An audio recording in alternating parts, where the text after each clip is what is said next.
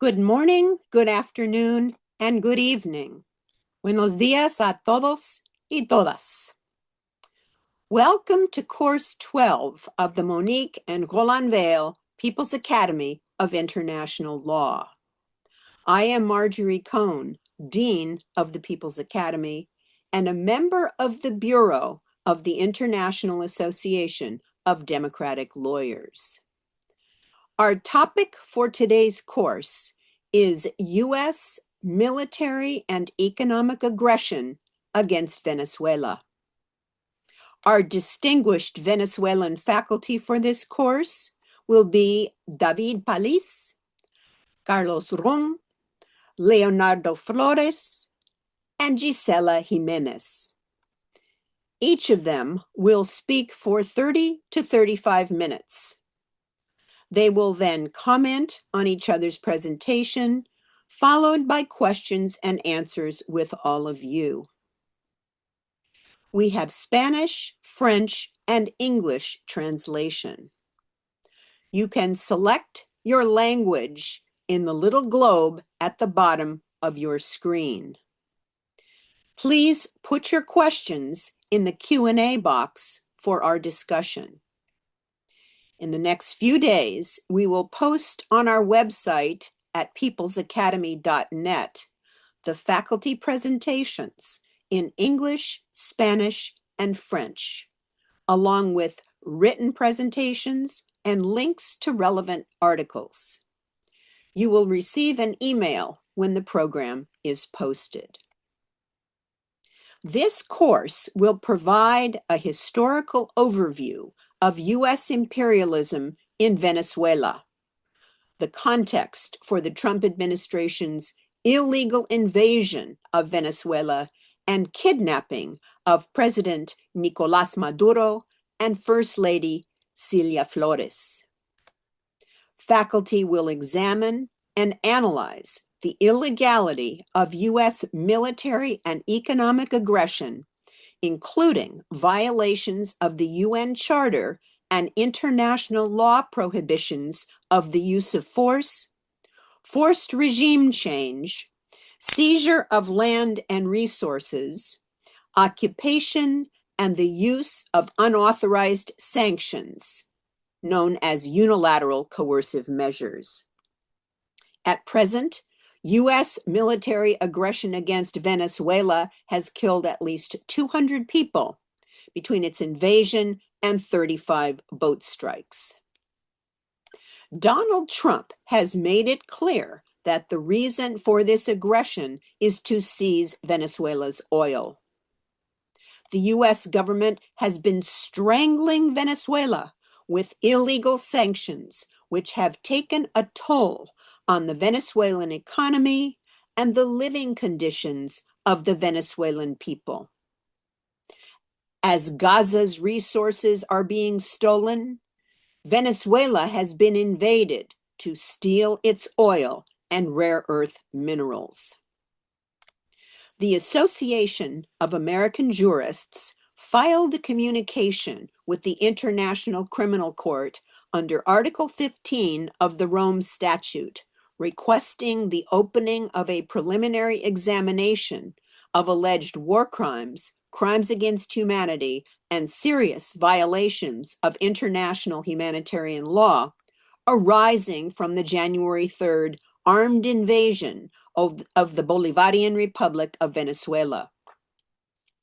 This communication cites attacks against civilian vessels in international waters, the use of armed force against Venezuelan territory without international legal authorization, unlawful deprivation of liberty of protected persons, and acts of pillage and appropriation of civilian property and national resources, all in violation of peremptory norms of international law.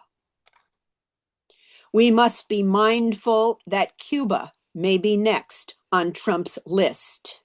Trump has been egged on by Secretary of State Marco Rubio, who has been gunning for Cuba his entire career.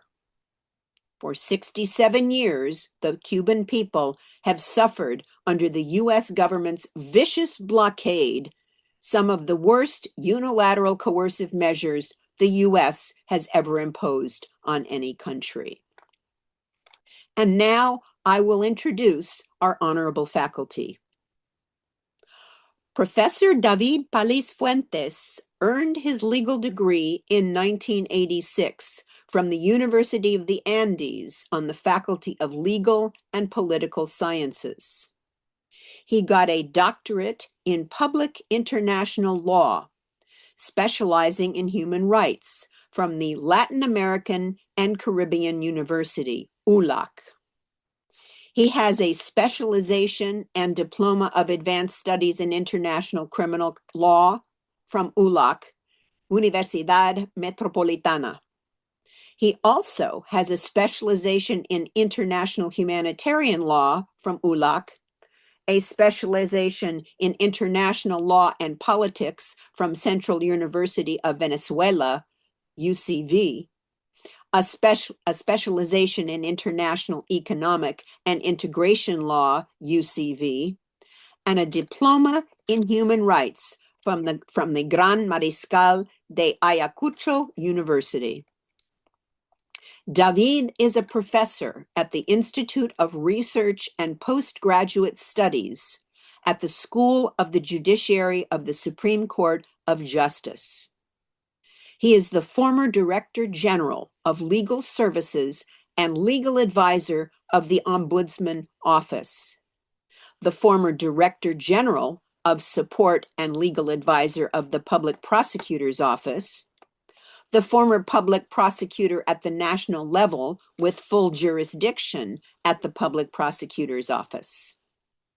David is currently the lawyer assigned to the National Coordination of Justice and Community Peace of the Supreme Court of Justice of Venezuela. He is a member of AAJ's affiliate, Asociación Venezolana de Juristas. David will discuss the historical trajectory of U.S. imperialism in the Americas. Our next faculty member is Carlos Ron. Carlos is co-coordinator of the Nuestra America Office of the Tricontinental Institute for Social Research. He is also an editor at Globetrotter, an independent international news distribution service for the Global South, and he is a member of the Patriotic Society Political Reflection Collective. A former Venezuelan diplomat, Carlos served as president of the Simón Bolívar Institute for Peace and Solidarity Among Peoples from 2020 to 2025, and vice minister for North America at the Ministry of People's Power for Foreign Relations from 2018 to 2025. During his diplomatic career, he represented Venezuela in the United States from 2014 to 2018 and in Brazil from 2010 to 2014. Carlos holds a degree in Latin American Studies from Rutgers University and a specialization in international relations from the University of Brasilia. He is currently in a doctoral program at the Romulo Gallegos Center for Latin American and Caribbean Studies, or CELAC. He has contributed to several publications, including Why Venezuela in 2025, The New Condor Plan in 2022, and Viviéramos Venezuela versus Hybrid War in 2020. And he edited Our Own Path to Socialism, Selected Speeches of Hugo Chavez in 2023. Carlos will explain the Bolivarian Revolution and how it confronted imperialism. Our next faculty member is Leonardo Flores. Leonardo is a Venezuelan American political analyst and activist with a degree in philosophy. Leonardo was born in Venezuela and he maintains close ties to social movements that have transformed the country over the past 27 years. He worked as a media analyst and later as a policy advisor at the Venezuelan embassy in Washington, D.C. He was a Latin America campaign coordinator at Code Pink from 2019 to 2022, and he recently rejoined the group as a coalition organizer. He is a founding member of the Venezuela Solidarity Network and worked as a consultant with the Alliance for Cuba Engagement and Respect. His articles have been published in Counterpunch, Common Dreams, and People's Dispatch, among others. His media appearances include Democracy Now!, Telesur, RT, and Pacifica Network radio stations. Leonardo will analyze U.S.-imposed unilateral coercive measures against Venezuela. Our final faculty member is Dr. Gisela Jimenez Aranguren. She is a Venezuelan lawyer and feminist specializing in criminal law, criminology, human rights, and international humanitarian law. Gisela is a defender of the rights of women, girls, and adolescents. A former senator of the Republic and former representative to the Latin American Parliament, she is a national and international speaker. She is also an independent radio producer, co-founder, and executive director of the Venezuelan Association of Jurists, and she is a member of the Advisory Council of the American Association of Jurists. She has represented Venezuelan civil society before the OAS and the UN, and has served as an advisor to the National Assembly and the Minister of Women on gender issues.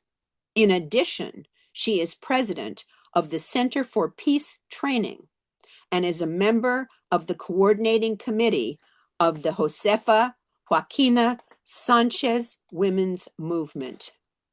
Gisela will discuss U.S. aggression against Venezuela and the kidnapping of President Maduro and Celia Flores. We will begin with David. David, the floor is yours.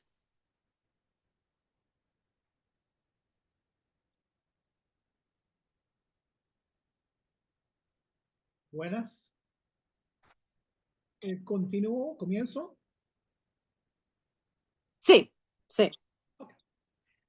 La presente ponencia se titula Recorrido historical historiográfico tour del of the pensamiento of the imperial American estadounidense thought in America, haciendo especial énfasis en el caso making an Venezuela. emphasis in the Venezuelan case. Efectivamente, Effectively, Donald Trump has said already that his action in Latin America are part of the Monroe Doctrine that has been over two centuries that determine the politics and also the economy in this region.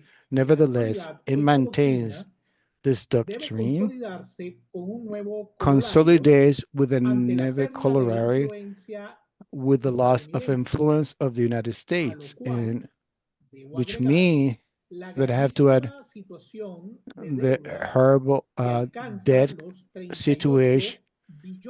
There's 38,000 million of dollars in the United States. The loss of the dollar, the lack of fossil gas, of water, or reserve of gold and any other minerals, and also in the different that makes that nation in a period of 30 years has made this country continue to be very, Trump plantea very a finales de hungry diciembre consumer in this del country. As a 2025 political lo que forward, sería in la nueva 2025, estrategia we saw the new de seguridad strategy nacional de of Estados national Unidos, security of the United States situándose en el marco de la that geopolítica happened in the hemisférica geopolitical y el um, resurgimiento and de the un resurgence excepcionalismo of the revisionista. exceptionals of revisionist Ante esta politics. situación, During this la presente situation, ponencia busca what I'm going to explicar present today is going to cómo el help you explain pensamiento imperial how a the través imperial de los thinking tiempos through time mantiene un has been principio maintaining expansionista an y a la expansionist hora de principle, subsistencia, and right now, in terms perfeccionando of para ello system, sus técnicas that y is tácticas perfecting de their subyugación de los technique pueblos, and tactics to entre los cuales subjugate people, debemos incluir al in which we propio have to pueblo include, estadounidense. in which we have to include the Podríamos people of the señalar United como States. We can fuentes also ideológicas mention bases as para este ideological comportamiento, sources of primero, this la behavior, doctrina first of de all, James Monroe, que the anunció en Monroe Doctrine 1823 in que América es para los 923 and americanos, now is for lo que Americans, permitió la excusa which política de allow the political expansión excuse hacia las of naciones expansion nativas norteamericanas, on those native junto a nations, la North elaboración de America, la Ley de as Relación it de was Indios elaborated. de Removal of 1830, indigenous bajo la people since presidencia 1930 de Andrew under the Jackson. president of Andrew El Jackson. segundo frente The fue la doctrina second cultural de from John Sullivan, was the John denominada de Sullivan, Destino Manifiesto, was que the afirmaba el derecho manifest y el deber of divino destiny de by los John Estados Unidos Sullivan, evolving a towards the considered expandirse. power Y economic tercero, expansion la of the United doctrina States. Roosevelt, el And cual third, the establecía Roosevelt que Doctrine en caso that que un país maintained latinoamericano that incurriera en in that crónicas America de mala country conducta, was Estados misbehaving, Unidos the tenía United el States derecho de had the intervenir right para to evitar que intervene potencias europeas lo to hicieran. make sure that not other Se European mantiene así powers would la do that. negociación pacífica con un And this fuerte was kept as a capacidad militar peaceful denominada negotiation with doctrina a El strong, Garrote, the pero big también doctrine of the era big conocida maze, but it's en also América known, Latina como la diplomacia con but also cañones known que the big imperó stick doctrine, durante el siglo XX. and that was actually happened during the 20th El proceso de century. expansión de The Estados process Unidos of expansion vino of the por United diferentes States vías, came como through la compra different way, territorial, through solución the entre buy capitalistas, of land, ocupaciones de hecho por medio capital de guerras, solution, como el caso de México que occupation perdió la through mitad de su war, territorio, and like in the o case of las Mexico, that lost sangrientas half guerras contra of their naciones nativas land, norteamericanas or the que bloody dejó wars más de in un Latin millón America de víctimas. that left more than a Este million of proyecto de, victims in that de process. expansión This expansion implicaba process para los que no was negociaran la toma por la implying for those fuerza who don't de actually agree, extensión territorial but the con la expansion explotación de grandes recursos of naturales land and existentes exploitation entre of los dos natural océanos, resources en donde between both la oceans, eliminación y desplazamiento where de millones de the aborígenes que elimination and convergían displacement of ancestralmente Aborigines, en ese people that were territorio, ancestrally were living in era those lands, necesario e it was inevitable unnecessary según and el pensamiento something that político cannot be que se taken manejó away en los because that's the Estados way that we're Unidos. thinking. And it's the way that we're thinking in the Las state. políticas de expansión Those estuvieron policies construidas of en diferentes expansion momentos históricos were con constructed diferentes different narrativas historical concurrentes moment with que different debemos ver narrative hoy that en were día concurrent that currently we have to de forma examine globalizada para entender how they have been estrategias globalized to entre las understand the narrativas strategies among the que narratives impulsaron en aquel momento. that move them La primera forward during that narrativa time. The first era que narrative that el we have aborigen se debe is that ver como the un ser Aborigine should be hostil, seen estancado somebody en that is origen humano, hostile, al que that se le is debe stuck despojar de and toda subhuman, esencia, and they should siendo be solo parte de have un no essence. paisaje. They're only part of a background. Se justificaba el They etnocidio como justified that gestión geopolítica ethnicity de limpieza as necesaria a para el nuevo régimen. biopolitical cleansing to Cabe actually destacar improve. que en la We need narrativa to highlight contemporánea del in the presidente current Trump, narrative of los Trump, nativos en Groenlandia son considerados también solo parte native del and paisaje, Greenland are also being al thought as part of igual the que los background, mapuches en la as the same Patagonia way Argentina, Mapuche in the gobernada por su Patagonia, asociado Argentina. presidente Javier Uh, Milei. that is being y la governed by his limpieza a las que hacían social referencias es Milan, and the homologable a cleaning, las the ethnic políticas de cleaning, terror que is aplica la part of the Policía terror Migratoria policies, the estadounidense, que immigration tiene un policies fuerte that are being componente applied racista. that also have a La very segunda big racist narrativa component. The señala lo second siguiente: narrative al no um, ser says humanos, to los say, nativos when you're tampoco not a tenían human as a territorio, native person, por you lo didn't cual have a land. desaparecía la propiedad comunal. So that El way, territorio their se common consideraba land productivamente was vacío, disappearing. The justificando el despojo en land was nombre then de la propiedad considered privada. empty, allowing them Cabe then to destacar take it que as en and el make it private proceso de toma violenta de land. recursos, And then en in la this Argentina process of actual, violent previo retaking convenios of como el resources turismo estadounidense e in the israelí, current se está Argentina, cambiando there mediante have ley been el changes uso de through la law. tierra en la Patagonia para The privatizarla, Patagonia land has been provocando changed adicionalmente so they can la privatize it, quema but de miles de hectáreas de bosques while they're para actually convertirlos burning en uh, carbón vegetal a y lot of the asociarlos land como fuente de in the energía forest to y make it otros vegetable proyectos carbon estratégicos. for energy and other En strategic el mismo projects. contexto y con In la the misma same técnica, context and en with el the same Brasil de la technique, presidencia de Bolsonaro se and dieron in the circunstancias Brazil of parecidas en Bolsonaro, el we Amazonas. see similar situations in Asimismo, the lo podemos Amazon. apreciar en And we Palestina can see it con la also in política de Palestine, tierra arrasada y genocidio in the para current ser genocide sustituidos and por the way they proyectos destroy land turísticos. that are being then substituted with La tercera tourist narrativa projects.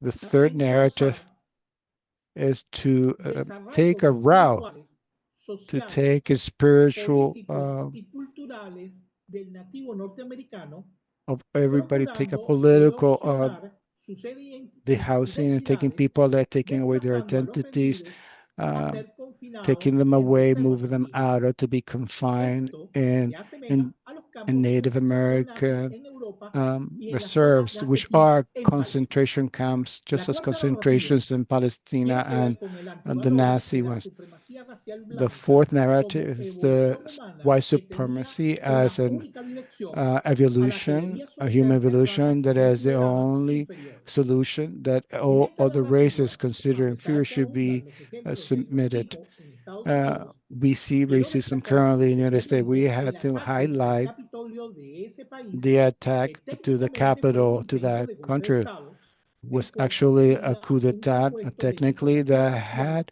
y totalitarismo supremacy político. and also La quinta patriarchy. narrativa se The fifth manifestaba por medio narrative was de la manifesting aplicación de through estados de excepción the y la application and negación exception de and to tratados, negate pues any la barbarie treaties, deny era and considerada because un sujeto de barbarism derecho válido frente a la was not civilización a institucionalizada.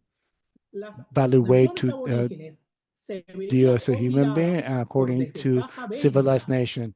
por So this matanza de aboriginous befúfalos como nation medio de were actually subsistencia being y de impacted by guerras a lot of bacteriológicas, bellicose a kind of way sufrir dressing a by muerte en killing paz. buffaloes and by Y una vez substituting desmovilizados, peace se agreements. rompían And once they were acuerdos mobilized, those y los treaties were nativos broken eran and Native exterminados. Americans were exterminated Esto es through these perfectamente processes. homologable al This is desconocimiento homologous de to convenios, the lack tratados y of acuerdos knowledge of suscritos hoy convenience por and Estados treatment Unidos that the con la United States have negación currently absoluta del derecho internacional and humanitario. negating all the La international sexta rights y and the última public international narrativa right. era The la de sex and left facilitar narrative con el is to tiempo facilitate el through crecimiento del time capitalismo como the growth consecuencia of de la revolución capitalism industrial, con as a abandono consequence of an progresivo del industrial federalismo revolution y a favor del uh, in nacionalismo favor of nationalism civilizatorio against europeo. federalism and the Esto growth in lo vemos Europe. hoy We see it today con la imposición a with partir the de la década de los imposition 80 del through siglo the pasado 80s, de la last globalización por parte de century, Estados the Unidos globalization para through the United destruir los States to acuerdos del territorio destroy latinoamericano treaties of the y United of the Latin posteriormente American con la llegada del integration. gobierno de Trump And lo podemos previous to the observar en Trump la guerra de government, aranceles we de can carácter see in the mundial tariff para war acabar that we con have la to globalización finish the como una globalization contradicción histórica. as a En historical caso de contradiction. América Latina y el In the Caribe, case of el Latin America and the intervencionismo de los Caribbean, Estados Unidos desde the mediados del involvement in siglo United States XIX since se the sustentó middle en of las the 19th doctrinas century antes mencionadas was also would consolidando el be poder supported económico en by su the zona de previous doctrines influencia mentioned, en la consolidating región the y sobre influence and todo their power entre in those el regions, pacto de and las above all, gentes the que le different dieron pact cabida a esas gave them the zonas opportunity en to especial. go in those areas, those En zones, América and del Sur, specifically. países como And South Argentina, America, Chile, countries like Uruguay, Argentina, Chile, Colombia, Uruguay, Colombia, Paraguay, Paraguay, Bolivia, and Ecuador Bolivia, y Brasil sintieron and el peso Brazil devastador felt de the las very políticas high injerencistas uh, y en burden áreas of de this Centroamérica y el racist Caribe policies, como Cuba, Haití, Central Nicaragua, America, Caribe, Cuba, Honduras, Nicaragua, República and Honduras, Dominicana, Panamá, Dominican Republic, and Panama, Colombia, and México, Colombia, and Guatemala y Mexico, Granada también fueron Guatemala, and sometidos Grenada. a They los were intereses del submitted imperio. to the interests of the La empire. injerencia de Estados Unidos en América y el Caribe The insurgents ha of the United utilizado una States variedad de in mecanismos, South tales America and the como la Caribbean indirecta, had el apoyo caused logístico also financiero a surge de on regionales, militarism, de like la diplomacia occupation económica coercitiva, and hasta coercive el uso de la inteligencia economic diplomacy, encubierta para using desestabilizar gobiernos. A also continuación, realizaré un breve detalle de las intelligence, secret consecuencias intelligence del to genocidio destabilize imperial government. en algunos I want to países de la talk about región. some of the imperial En el processes caso that de happen Colombia, in some of desde the country. asesinatos de In Gaitán Colombia, en 1948 e with the inclusive antes, murder of Gatar in el país ha vivido un 1918, the conflicto country armado has living prolongado con in a cifras war históricas. conflict with very high El Centro numbers. Nacional de Memoria Histórica The reportó National más de Center of Historical 263.000 Memory muertos y reported 8 more millones than de víctimas, 160,000 incluyendo dead desplazados o and desaparecidos victims, hasta el 2019. including people that have been Pero las disappeared. estimaciones de la Comisión de la The Verdad estimation sugieren que las currently show muertes that more 45 relacionadas missing, con el conflicto podrían and superar those deaths las 800.000 personas, could be more than abarcando la 80,000 violencia people entre that have 1946 risen the y violence since 1976 y el 1946 and conflicto armado 1966, posterior hasta el and the previous 2018. armed conflict in Los pactos entre 1918. las élites estadounidenses y The colombianas pact between the impedían people and conversaciones de between the paz. United States and Colombia En will not Guatemala, allow to have peace la conversation. CIA In Guatemala, the ayudó CIA a los helped intereses de las multinacionales the interest U.S. estadounidenses. multinational La dictadura or militar de Carlos company. Castillo, que The protegía, dictatorship of sumió al Carlos país Castillo en plunged una the guerra civil country de in a 36 años, con más 36-year-old de civil war 200.000 muertos with y more than 45.000 200,000 people desaparecidos. dead and more than En Brasil hubo apoyo 45,000 logístico y missing. económico al golpe de Estado In que Brazil, there was a haría una logistical and dictadura economic militar support for the hasta coup that 1985, will lead que dejó un to aproximado de 1985 10.000 that muertos. left approximately En 10,000 Argentina, people las dead. Fuerzas Armadas In Argentina, the armed derrocaron force a la overthrew presidenta President Isabel Isabel con Perón apoyo with U.S. estadounidense, supporters, dando inicio a una starting a terrible terrible dictadura con más de dictatorship 30.000 with more than muertos y 30,000 desaparecidos. dead and disappeared. En República Dominicana se In calcula Dominican más de Republic, 7.000 muertos. more than En 7,000 Chile, people were Estados dead. Unidos In orquestó un Chile, golpe de United States Estado contra orchestrated the coup Salvador d'etat Allende, calculándose against más de President 13.000 Salvador Allende, muertos y unos 40.000 with víctimas more than prematuras. probably En Nicaragua, 30,000 people dead Estados and Unidos en acción 40,000 entrenó victims of torture. a los In contras Nicaragua, para derrocar United al gobierno States sandinista, funded, lo trained, and cual armed acabó the con la vida de Contras to overthrow the 50.000 Sandinista personas y más de government, 100.000 heridos which killed y more than 50,000 150.000 people living desplazados, in the country in a dejando al deep país en una profunda economic and political crisis crisis económica y política that que aún continues permanece. up to this En day. Haití, 8 meses después de las primeras In elecciones Haiti, libres, 8 months fue after the first derrocado free el election, presidente Aristide, the dando president Aristide was overthrown, paso a la dictadura de Raúl giving Cedrazo, away to con the más de 4.000 dictatorship of muertos Raúl y un Cedrazo Estado with more than literalmente 4,000 people destrozado. dead and En El Salvador, a entre state 1932 completely a destroyed. And El Salvador, 1992, from Estados Unidos 1990 to prolongó más 92, de una década la guerra civil entre el the gobierno United States totalitario y prolonged the la civil war rebelión de between the socialistas totalitarian socialistas, government and the leftist financiando rebellion, al ejército de los funding the Vengadores de la army and Muerte, the trained entrenados y and armados death fuera squads de las that Américas, were murdered and haciendo that un become asesinato y murderers una violación uh, generalizada y sistemática and que se encuentran en killing más, civil se cuentan leaders. en más de 150.000 víctimas. more En than Uruguay, la 150,000 represión victims. dejó In Uruguay, 400.000 víctimas, the casi el repression there, 15% de su población. 400,000 En victims, more than Bolivia, 15% 100.000 of their víctimas. En population. Perú, In 150.000. Bolivia, En Ecuador, 100,000 1.500. victims. Y en Paraguay, In Ecuador, 580.000. En and Venezuela se calcula, Paraguay, según la Comisión de la 580. Verdad, de la In cual soy Venezuela, miembro, according to the Truth unas Commission, 1.200 it estimated personas that asesinadas, 1,200 people pero podrían died, llegar a más de but it could be 3.000 more than los 3,000 desaparecidos people that y could be unas missing from, 50.000 víctimas indirectas. and maybe En líneas 50,000 generales, se indirect calcula victims. que detrás de cada víctima directa se debe And then incluir un those estimado direct mínimo victims, you de have to 10 make víctimas indirectas como at least consecuencia de la 10 indirect intolerancia victims política as a indecente. consequence of the violent En el caso political de la República de incursions. Venezuela, a In the partir case del of año Venezuela, 2001, el since pueblo venezolano 2001, fue víctima por the parte de los Estados Unidos Venezuelan de people have formas been inéditas suffering de guerra como la mediática war cognitiva, la social about psicológica, la social, cibernética o la guerra cybernetical, económica. Aunado a economical, esto, and hubo el auspicio de mental. dos golpes de Estado en Well, apoyo a la paralización de la they have industria been petrolera, la also the articulación support para to la stop creación de the gravísimas oil industry alteraciones del orden público, and la promoción also y the propaganda de delitos promotion cometidos of contra las personas, crimes against bienes y people sistemas de transporte.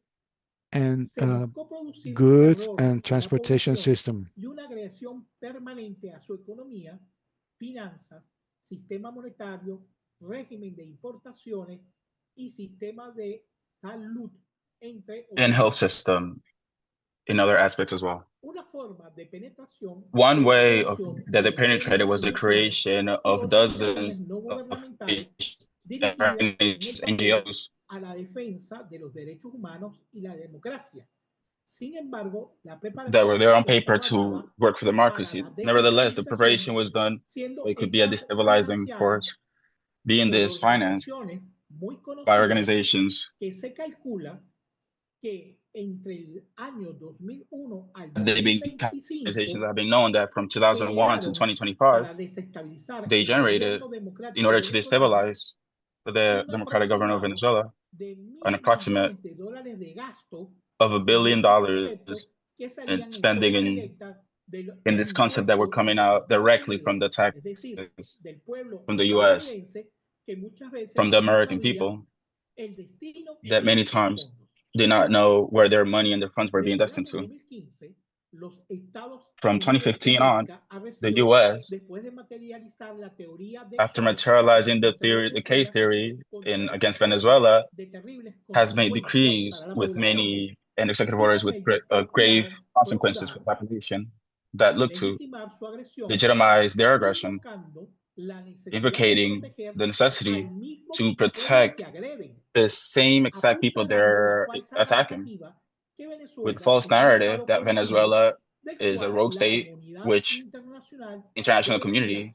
must Estos beware of. decretos, a So these saber, decrees and fueron executive orders el have decreto been firmado por el presidente the Barack signed Obama, decree by Obama, que President declaró a Obama, Venezuela una which declared amenaza the US a natural threat, an extraordinaria, unusual threat, an el extraordinary threat. segundo decreto The second firmado decree por or Donald executive Trump, order signed en el by cual Donald Trump, consideró a los in migrantes which venezolanos the Venezuelan migrants bajo el were contexto considered del derecho penal del enemigo under y embarcándolos the en la penal ley law del of enemigo Uyghur and extranjero de framingly as an alien 1790. act, an enemy act of 1770. El tercer ataque administrativo And the vino third de la administrative Oficina de attack Asuntos del Hemisferio came Occidental de Estados Unidos, from the donde Western el secretario de Hemisphere Estado Marco Rubio office, where Secretary of lanzó State una Marco Rubio, ofensiva mediática through an apoyada por una offensive, a falsa media offensive, acusación de supported lawfare by a false puesta accusation en of contra lawfare, del presidente Nicolás which Maduro was Moros made en against marzo Nicolas del Maduro 2020, Moros in March of emanada del 2020. Distrito Sur de Nueva We York, came from the Southern en donde District of New fue York, acusado de in presuntos which he was delitos de accused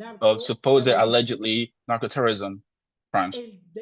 Fue usado el Poder Judicial para That was encubrir used, the judicial el power was hecho used in order por to medio de una uncover ley with de falsa political legalidad en goals with a juicio. false legitimacy and El legality Departamento del a Tesoro de trial. ese país the Treasury Department of that country, violating international law, has put a reward for the capture of a head of state. These three decrees, in different moments, have had these effects. First, the englobing of the money, the everyday items have been contraband. First necessities have been contrabanding oil, gas, isolated communities by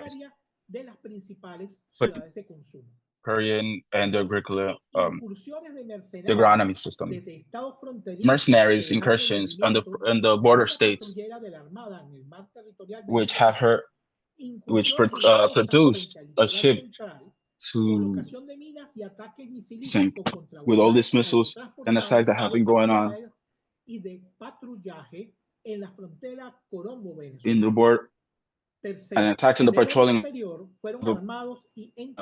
border. Bandas criminales para situarse en zonas populares estratégicamente alrededor de la ciudad de Caracas, generando un clima de miedo. They're generating a climate of fear and terror. From the point of view international, the international point of view, the governments of the US and European countries have been promoting over 1,000 sanctions or coercive measures in the name, that which is the correct name, of all natures to cause the isolation, commercial isolation, and financial isolation of Venezuela, which produced the unjust fall of our and inflation of our money, of our currency. This has caused hyperinflation in the highest in the world.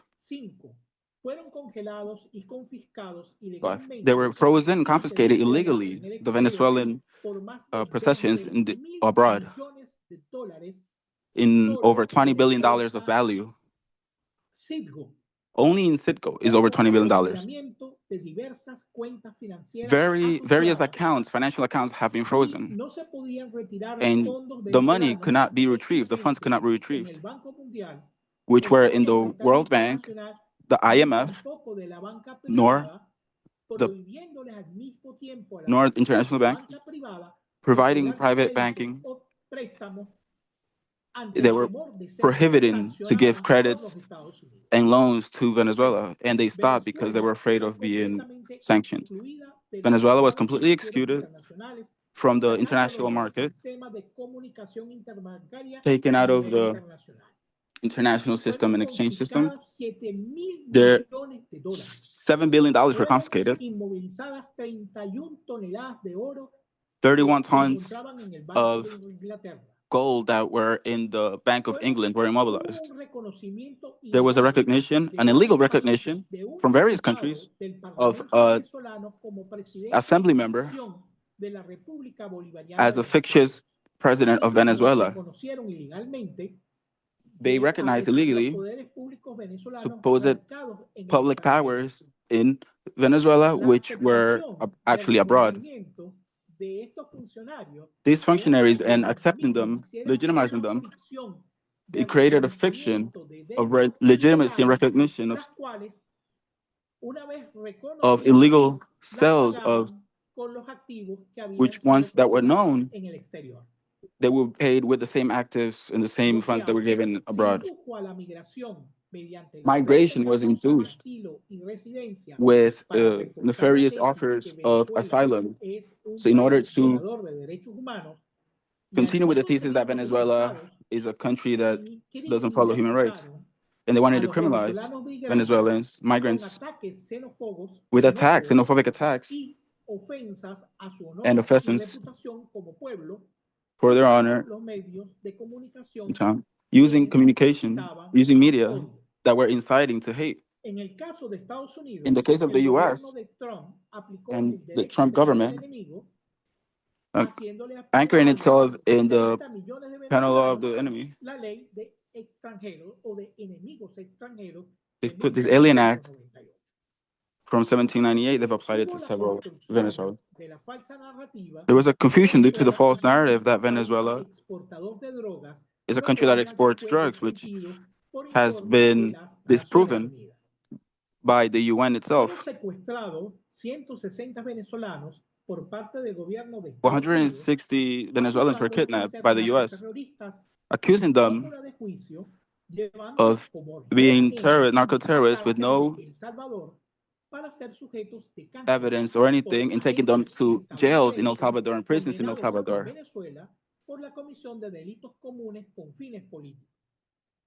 Some of which have been in Venezuela condemned as well. And apart from the kidnapping, there was a construction of false narrative against the president, Nicolas Maduro, which took to a tribunal to the Southern District of New York, in which the attorney were accusing him of alleged narco-terrorism and to be part of an inexistent Sun cartel,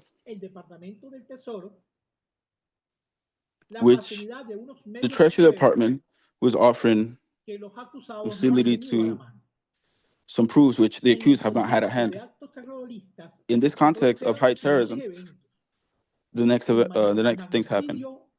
Magnicide, frustrated magnicide, until an attack against the President of the Republic and the High Command, the representatives of the public powers and the diplomatic powers accredited in Venezuela. There were aggressions to oil refineries, the main ones in the country, which left 90% of the territory without energy for more than 10 days. There was a blockade in importing food and medicines. And according to the United Nations and the Organization for Food and Agriculture, from 2017 to 2020, around 8 million people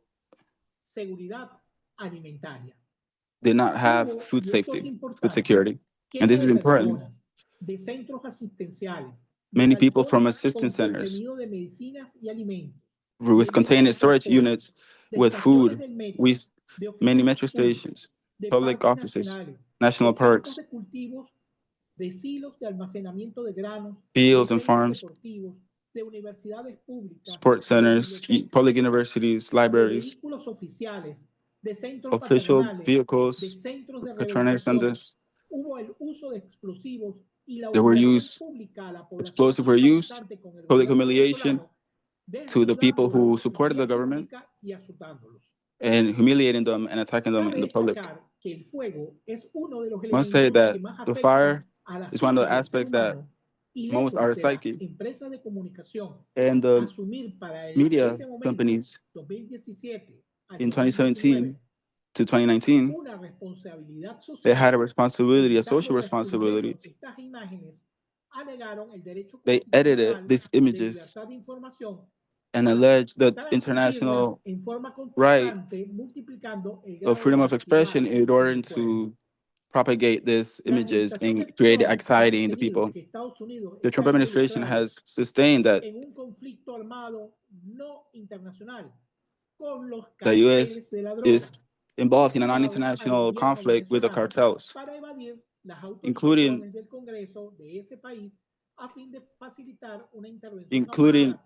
Venezuela, and evading the congressional oversight in order to do this. The presidency of the U.S. condemns the Department of War in order to operate these military attacks against these alleged cartels. President Trump,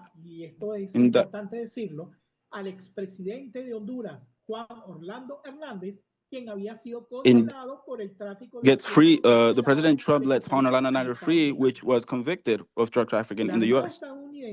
The U.S. Navy made over 30 civilian ships sink from September 2025 with over 104 victims, with no proof that they were narco-terrorists. And the survivors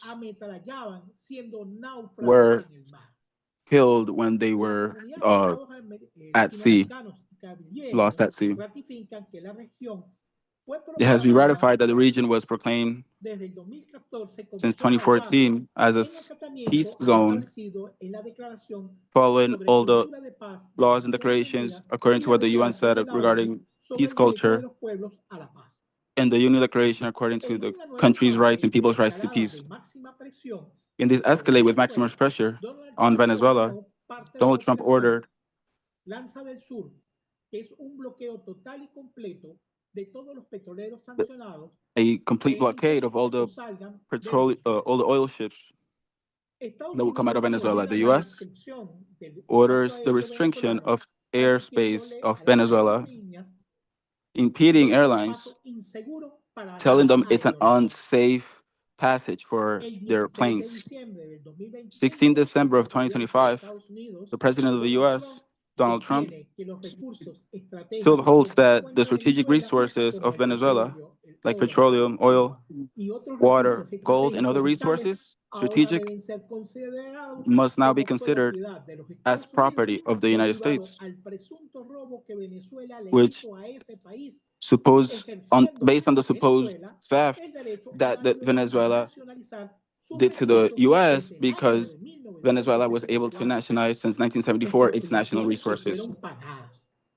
and this En was el paid for, pasado 3 de paid enero del expropriations. año en curso, Estados Unidos, en una This January 3rd, desesperada y mediante una United operación States, militar in a en la cual military participaron en forma operation, coordinada 20 bases situadas alrededor de which Venezuela, 20 bases around lanzó un Venezuela were ataque used for, con 150 an aviones, attack was launched helicópteros with artillados y 250 drones de planes, 250 última planes, generación para someter al gobierno venezolano, last generation masacrar to, a in sus order tropas to succumb y the también a la Venezuelan government población civil and e attack the instalar civilian un nuevo population modelo in de order to install a oposición new abiertamente type dirigido of desde coup, la Casa Blanca usando su poderío naval, which has been aéreo y directed from the White poderes House itself políticos. using its Esto great Air dejó más de Force and 100 Sea personas Force, Navy. fallecidas y decenas de heridas. Dozens of Pero people have hubo, been a hurt consecuencia de and, of este course, error, deceased. más de 600.000 personas.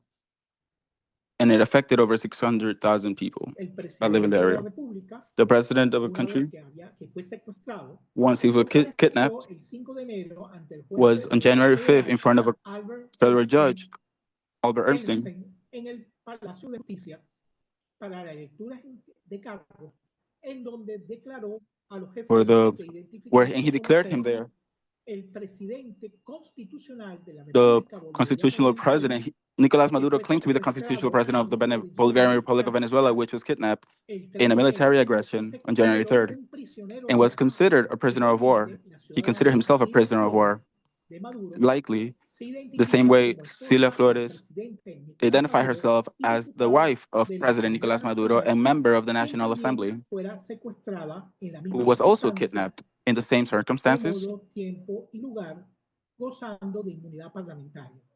which Ambos in affecting solicitaron her political atención immunity, médica debido a los traumatismos causados en la and they both intervención del seek medical secuestro help due to the injuries y sustained in the no process of the solicitaron kidnap, fianza como and did not proceso de seek for bail simplificación y as pidieron because it's a prorrogar la process of audiencia.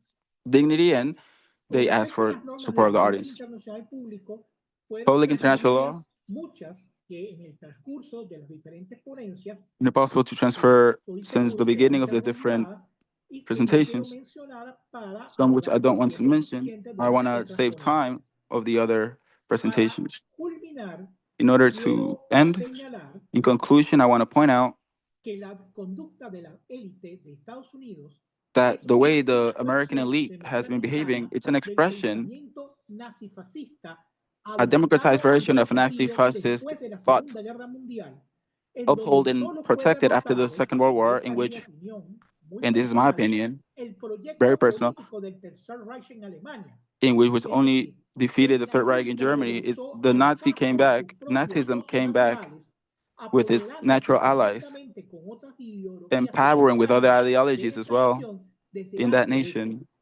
that siendo para el autor from decades la ago, expresión de un Estado fallido que which is to recurre me al uso the desproporcionado y no expression necesario of de a la failed fuerza state en forma and continua the hasta use imponer sus force of criterios unnecessary políticos force in order globales to complete ante their una global political inminente goals, decadencia. in order to Muchas avoid their gracias imminent por la decadence. intervención que me han permitido dar. Thank you very much for the presentation you have allowed me to give.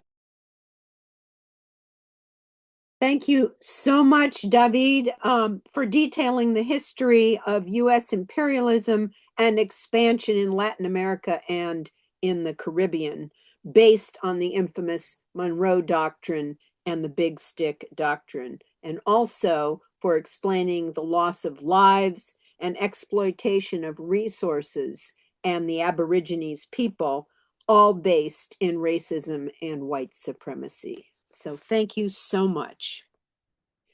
Our next faculty member is Carlos. Carlos, go ahead. Thank you, Marjorie, and greetings to all. So I want to start basically with the following. I think that in order to understand why this aggression against Venezuela has taken place over not just right now, but over the last 26 years or so, we must understand what was that took place in Venezuela. What is this political project that creates such a tension and such it makes it so uncomfortable for imperialism to to handle, and why it needed to overthrow or try to stop this process. And what I first want to mention is that I think there are at least five pillars that I would point to that are the specific, I would say, the most important things that the Bolivarian Revolution has given us, has contributed to not only Venezuelan history, but to the history of emancipation in general terms. The first issue I would raise is Venezuela's Bolivarian revolution increased people's participation in democracy. It redefined democracy, not only on national terms, but also, I would say, it redefined democracy in the age of neoliberalism. When we thought that ideologies, we were told at least that ideologies had been destroyed, that it was the end of history, that there was no place for ideological debate. Well, that is contradicted by the actual participatory and protagonistic democracy of Venezuela. The second issue I want to go through is the issue of democratization of information. I think that the advances that the Bolivarian Revolution did to open, widen the access of the masses to communication and to information in a way that was different from corporate media was significant. And I think it also helped the process of political education at the same time. And this has strengthened the Venezuelan popular movements and the Venezuelan society in general, to the point that we have, I think, a more conscious um, population that is that, and due to that, we were able to resist the recent attacks. I'll explain that in a bit later. The third issue I believe is important in the structure of the Bolivarian Revolution is the reaffirming of national sovereignty over natural resources. And of course, this is going to bring us to the more specific issue around oil that has led to the most recent U.S. incursion against Venezuela. The fourth pillar of this Bolivarian process has to be the regional integration model and the attempt to build a multipolar world. I think that Venezuela's role in this aspect was really key, was really important in order to understand why imperialism sees Venezuela as a troublesome actor. And finally, something that I think is very particular to Venezuela, but that we have other examples around the world, and more recently, we have similar examples in the areas of the Sahel in Africa is the importance of the civil and military unity. It is quite remarkable what this has meant for a Bolivarian process and for the Bolivarian Revolution, the myths it has dissipated, and the possibilities of transformation that it has allowed. All this said, so I'm just going to go right into the first pillar, which is the most important one, I believe, because it's the most recognizable one: the establishment of a participative and protagonistic democracy. Since 1998, Venezuela has undergone over 30 electoral processes. That is, on average, that's even more than one process per year. But that, just saying that is coming short of what we really mean by the expansion of democracy in Venezuela. Venezuelan society under the Constitution of 1999, which was promoted by President Hugo Chavez, which was actually the platform he ran on, reconstruction of the national constitution, a rewriting of the national constitution. Well, that constitution allows not only for the traditional representative democracy, you come and you elect your representatives and they serve their terms.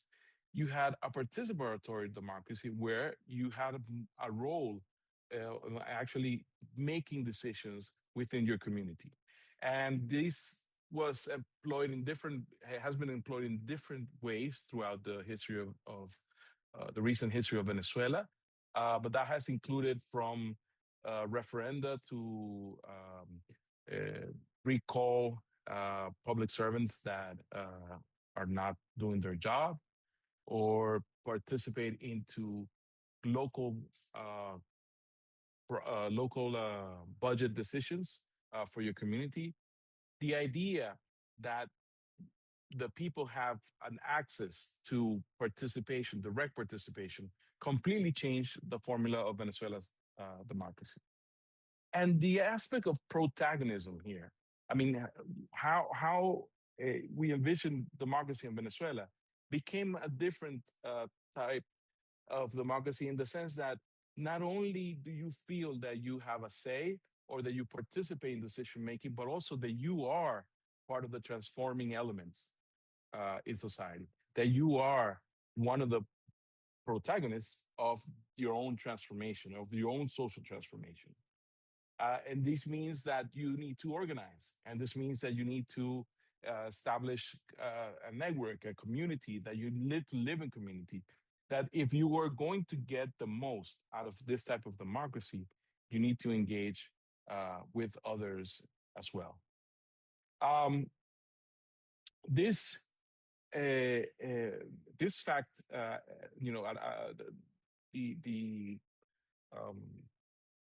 democratic aspect of the Bolivarian Revolution is key, because different from other processes throughout the region, especially after the age of neoliberalism, where most of these processes basically just were representative democracies disconnected from the bases. The governments were taking decisions and in favor of what the International Monetary Fund would ask or request, and what transnational corporations would request. This sort of changed the game in Latin America. You had a model that now you felt that belonged to the people. As a matter of fact, political participation started increasing significantly after this model was established in Venezuela.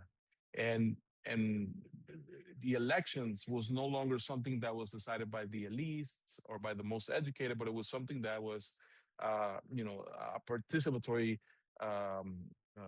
feast even for many Venezuelans. I don't know if how many of you have been able to be here in Venezuela during election processes, especially the more recent ones, but it's like nothing in other places that you see. I mean, it's an actual feast.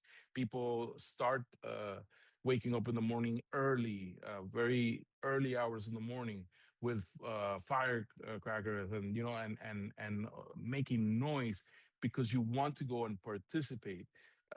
out of elections is something exciting, where when most other societies in the region, that especially those that were deeply um, embedded into the neoliberal logic, did not have this. Was rather something that people didn't even know sometimes that they had to go to elections. Um, some important facts that you may want to jot down and recall about Venezuela's process. The constitution that was approved in 1999 was approved with a wide majority of participation. Uh, and it's the first constitution that was actually voted for by the Venezuelan people. So it's a constitution that had uh, where people elected the representatives to the Constitutional Assembly, and afterwards the people were able to vote on the Constitution and approve it. But during the process, people were actually allowed to bring in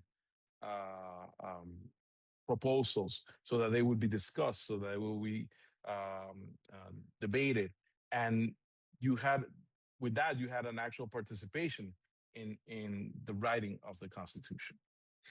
Um, the access to this participation process became even stronger after years after President Chavez was in office. President Chavez was convinced that you needed an even deeper form of organization, and he promoted the creation of communal councils first, and later of communes. And communes, I'm going to do a simple definition, but communes are basically territorial spaces where you can exercise direct democracy within communities.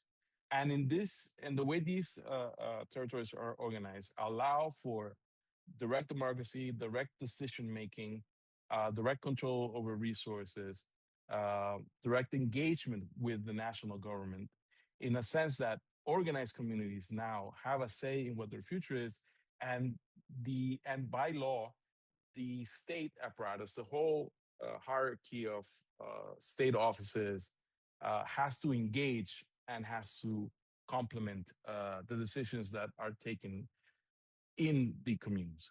And this is very important because this is probably the most interesting project um, that has developed in Venezuelan history, that has really helped consolidate political participation. We currently talk about the existence of around 5,336 communal territories. That is, territories where there are communes or where um, several organizations are in place that can eventually form a commune.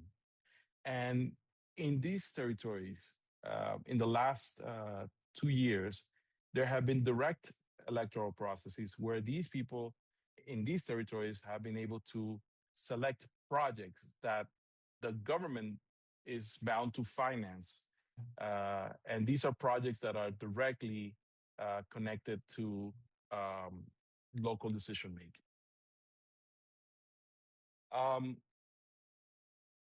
Out of having such an important access to direct democracy also um, meant that the Bolivarian Revolution had to implement a system where you would have to guarantee access to social programs. And this is a departure from the neoliberal logic.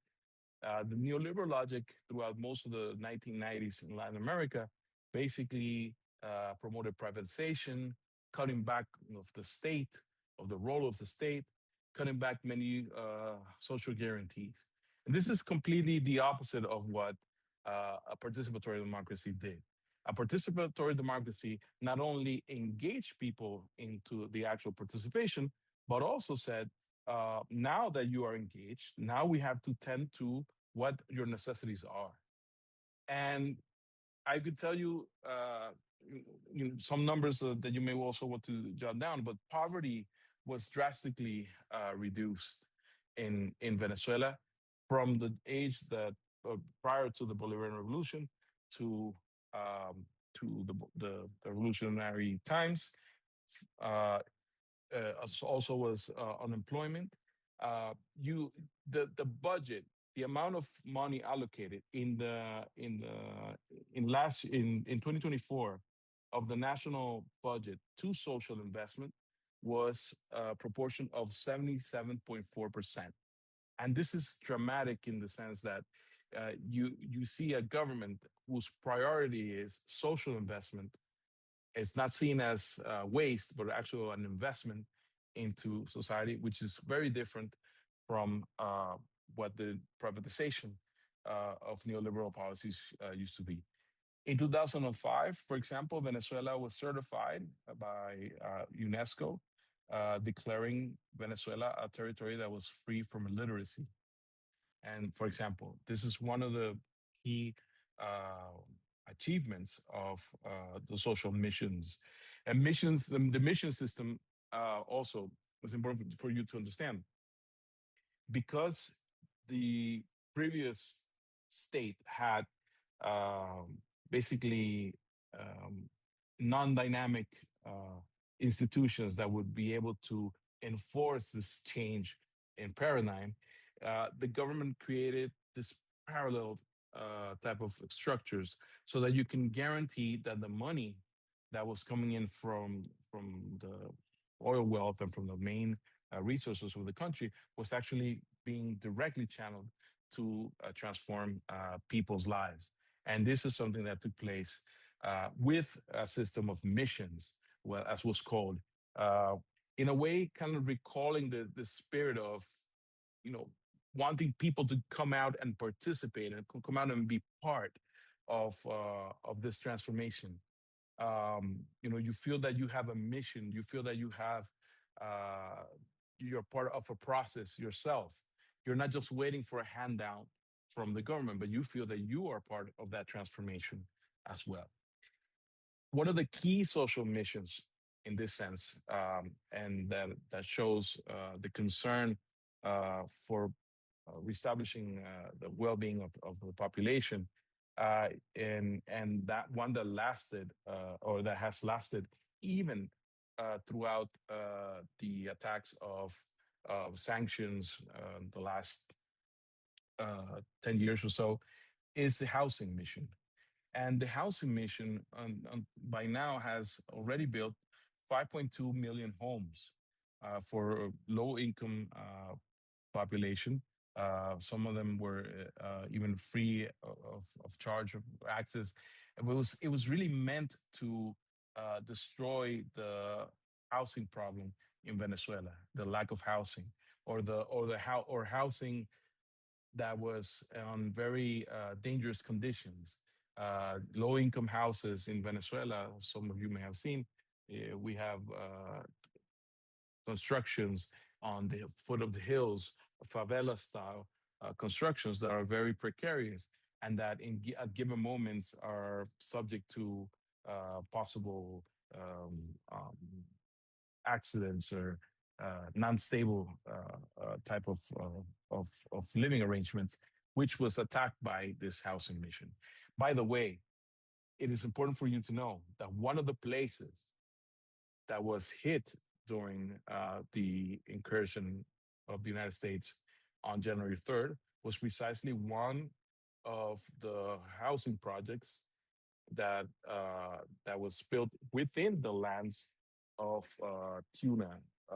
Fort Tuna, which was a military installation in Caracas, and and that's why, among other things, this was also an attack on a civilian population because of people were affected that had their homes as a product of this housing project near the places where the attack took place.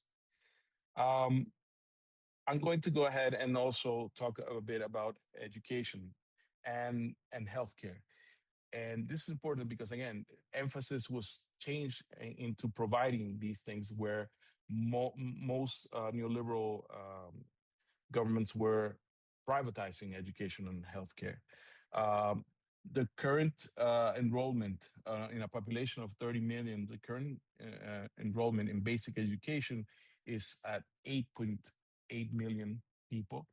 84% of schools nationwide are public or are free access. Venezuela has higher education, college education, that is also public. We have 68 public universities and 26 private universities. Um, and 55.24% of university students are women. Um, and this is, I think, an important fact.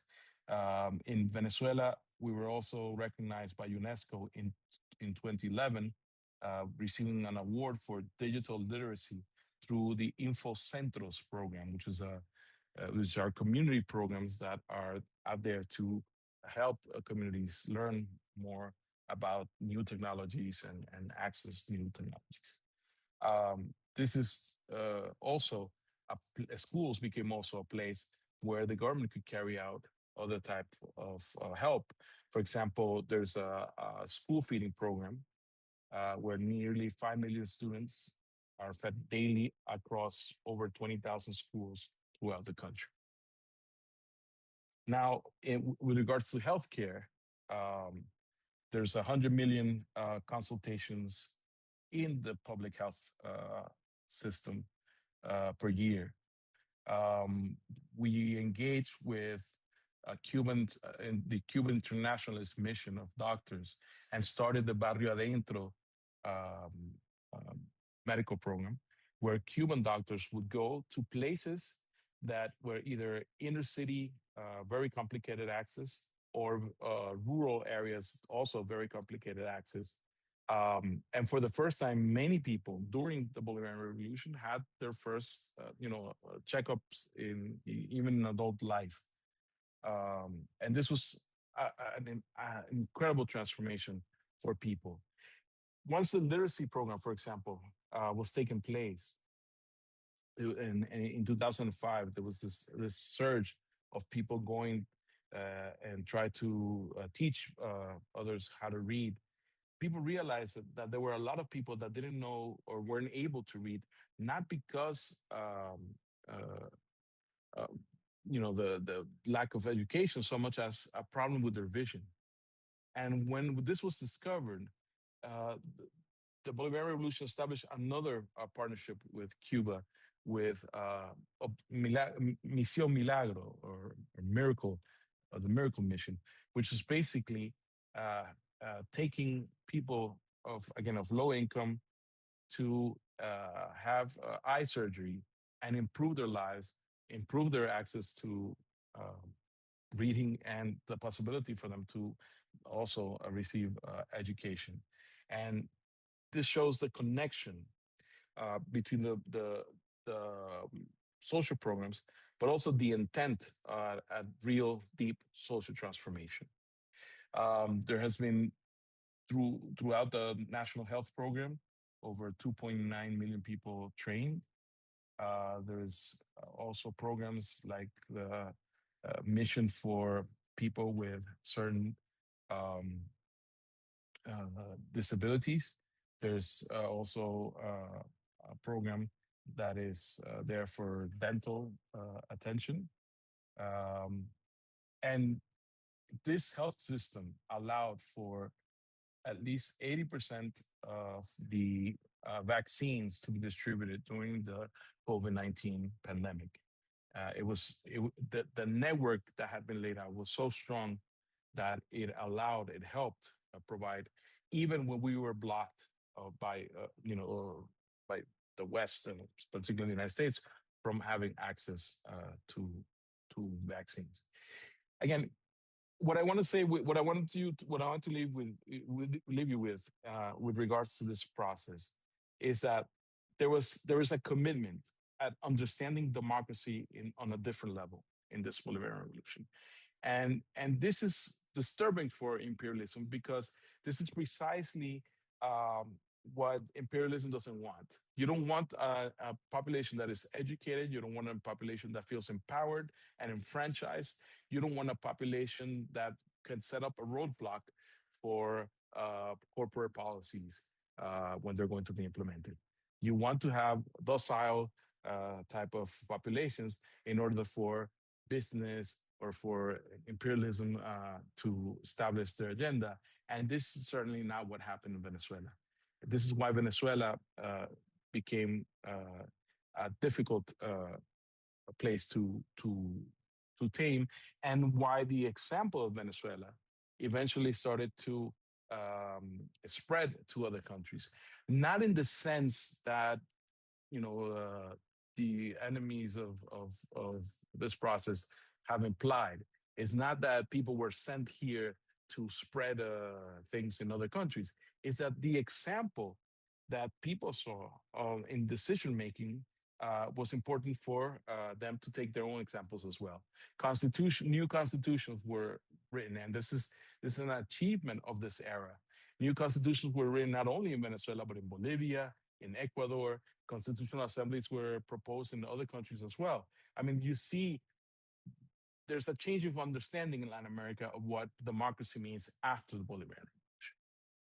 The second pillar that I wanted to hit is the democratization of information. And here I want to focus on this logic that I think is important.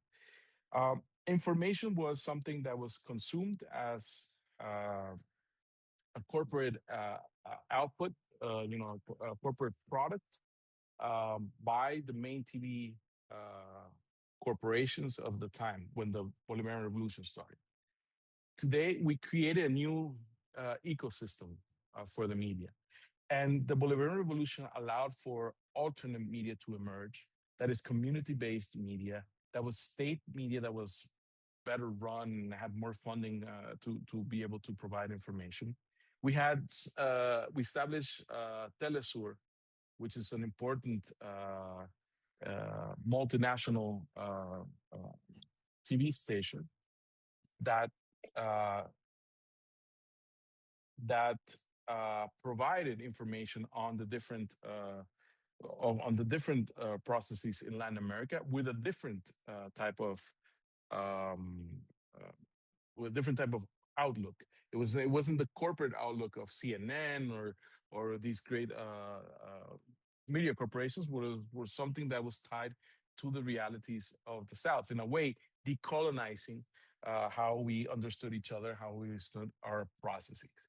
And now, with the emergence of social media, I think it was also an important, it's been an important transformation, because in Venezuela, we've never really talked about social media so much as a tool of capitalism, but rather as a way of, as a battleground.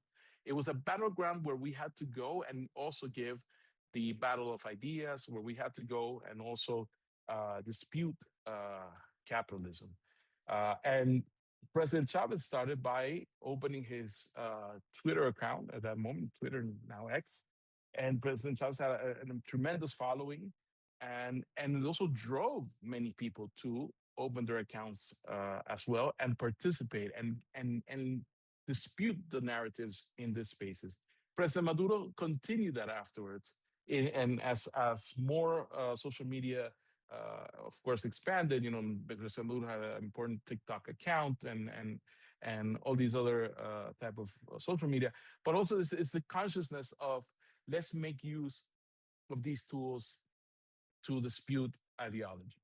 And this, I think, it was very important because not only could we take the debate to another level, but we could also try to use this as an educational tool. President Chavez established Aló Presidente as a weekly a spot where he would come and talk directly to the country. And I don't think there's been, before that at least, I don't think there was been such an important exercise in a leader directly talking to the base and directly promoting the new values of a transformation society as the Aló Presidente did. And also President Maduro continued with this legacy in his own way, in his own style, with several programs, but the most important being Con Maduro Más, which is also a weekly program, and others in the government as well, I would say, because you have to recognize the role of Minister Diosdado Cabello's program also, uh, who sort of serves this purpose of directly dialoguing with the political base. And this is, I think, an important achievement of how we understand democracy in this region.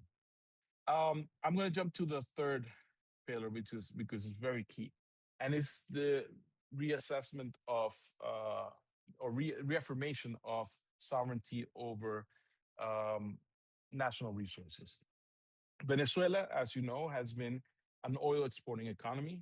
Venezuela has the largest proven reserves of oil, and for over 100 years, it was basically the main and only, almost only, source of income of the country. So, uh, one of the things that the Bolivarian Revolution did was it needed to reaffirm, really, the sovereignty of the country over these resources, so that the country would get the fair share of the income from these resources, but also that these resources would be allocated for social transformation. And when President Chavez comes into power in 1999, the price of oil was averaging a barrel in about $7. At the peak of before the sanctions, and the peak of President Chavez's government, the oil barrel reached $100, and this allowed a lot of the money to come into the countries that could be invested in the social transformation. That's why we were able to achieve so many things. Now, achieving this also meant that President Chavez had to strategize geopolitically. And one of the strategies needed to go through the Organization of Oil Exporting Countries, OPEC. And President Chavez met with some of the leaders in the year of 2000 in order to rearrange the oil business and to try to find ways for oil producers to gain more for their product. Of course, this is, you can imagine, this is a direct confrontation with U.S. imperialism, not only because we as a producer country are redefining the prices of oil, but because President Chavez went and spoke to people that the U.S. in their foreign policy have basically forbidden anyone in the world to contact. This was Saddam Hussein, Muammar Gaddafi, the rulers of Iran. And I say this because it is important to understand that what Venezuela broke um, with the revolutionary process was that idea that Venezuela and all of Latin America had to basically follow the policies set out for them by the State Department. This idea that Venezuela could independently craft its own foreign policy, this idea that Venezuela independently could go to other actors in the world like Russia or China or Iran, that was something that was not heard of until the Bolivarian Revolution arrived, and that is something that has brought a lot of benefit to Venezuela. I'm going to give you just a few numbers that I think important that I think are important for you to know. Um, during the most difficult part of the blockade that I know our friends are going to talk to in a few minutes, but during the most difficult part of the blockade, it was actually the income from the money from the oil, sorry, that allowed food to be brought at low prices, at subsidized prices to communities. The CLAP program, these local community supply program of food that was established within this circuit of communes that I spoke about earlier, well, they have been able to tend to 7.6 million families every month. That means about 130 million food packages per year have come out of that program. This is all financed with oil wealth. This is all part of the programs that were promoted under the Bolivarian Revolution, with the reaffirming uh, of sovereignty over the oil industry. Now, the problem we face is that because we reaffirmed that sovereignty was attacked. And during the sanctions on the oil industry did not allow us to uh, update infrastructure. It has been difficult for us to buy spare parts because they're tied to licenses to different specific corporations. You have to understand that if much of the oil industry was built by foreign companies, then Venezuela didn't have naturally that the technology to uh, to to update this without going into international markets. So what the US complains today when it says that the Venezuelan oil industry has not been run well, that is that the US oil, I'm sorry, the Venezuelan oil industry uh, needs a lot of investment and transformation. Well, you can see that most of the problems stem precisely from the way the oil industry was blocked. I'll go to the fourth. I'll go very quickly. I'm sorry, I don't want to take too much time because I know we have very good speakers to follow. But I'll go very quickly to the issue of regional integration and multipolarity, because I think this was key in the transformations of Venezuela. I already touched a bit on this, but I think we must understand that Venezuela led the way in the region to creating new spaces of international interaction. Regional integration is important because in a world where you have competitors of different sizes of economy, in a world that at the time was promoting unilateral treaties, um, free trade agreements between great economies and smaller countries. Well, if you didn't unite and collectively try to organize and negotiate these agreements on different terms, then all the small countries obviously would be hurt. And one of the great victories of the Venezuelan foreign policy, together with other Latin American progressive foreign policies, was in 2005 the defeat of the free trade area of the Americas. It helped preserve Latin American economic sovereignty, but also Latin American unity. And steps were taken to create bodies of Latin American participation, integration, and representation, such as ALBA, which is a more political unit that were spearheaded by Venezuela and Cuba, and that had as their main logic solidarity, complementarity, and cooperation, not competition.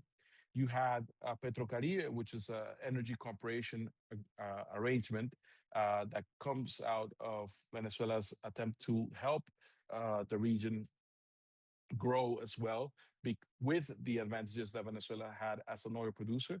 You had UNASUR, which is a South American platform for political unity, and then you had CELAC, which was established in 2011, which created the zone of peace that was violated by the U.S. attack on Venezuela, but it was a space that basically united all the countries of Latin America and the Caribbean without the presence of the U.S. or Canada, without their distortion because of the size of the economies and their interests. So this is an important element, together with also, again, the strategic partnerships that Venezuela developed with China, with Russia, with Iran, just the outreach that Venezuela made to global South countries, especially countries in Africa.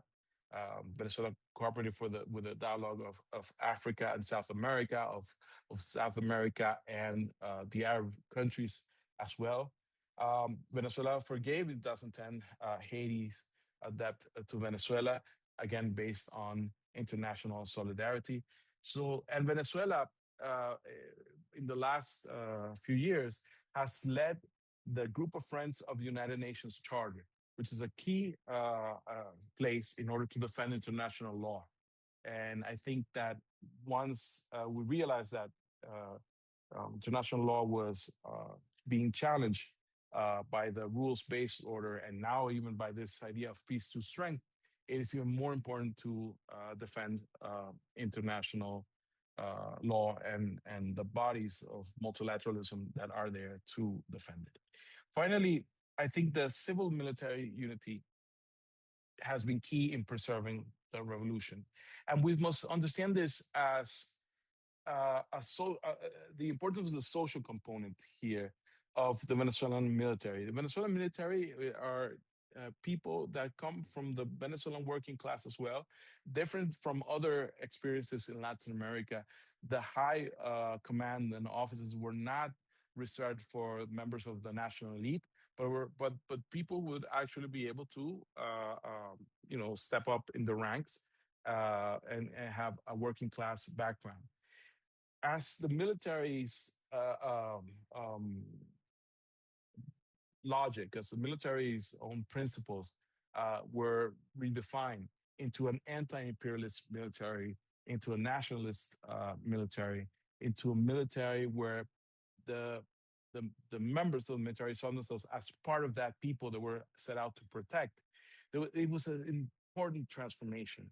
And this is what prevented, I believe, the 2002 coup to be successful, because it was the unity of the civil and military uh, and their acceptance of the national constitution that was voted for by the people, what really held the country together and allowed for the coup against President Chavez to be reverted, is what allowed for the oil sabotage that took place in 2002 and 2000 and in 2003 also to be averted. But also in the years of the violent protests that were financed by the U.S. through the National Endowment for Democracy, USAID, and other instances, from 2014 to 2017, these violent protests, probably known as guarimbas, uh, uh, were also attempting against the Constitution, and the fact that the military supported the Constitution and the popular movements was important in order to resist. In 2019, when the US recognizes Juan Guaido as the self-proclaimed president of Venezuela, of course, there was a coup attempt. There was an attempt assassinating President Maduro. There was an attempt of mercenaries coming into Venezuela. All this was also rejected by the military. And I would have to say, friends, that uh, in many times, Venezuela, I know by some progressive elements, has been questioned about sometimes being too radical, or that the Venezuelan process, was should have engaged more with the US or should have ceded more.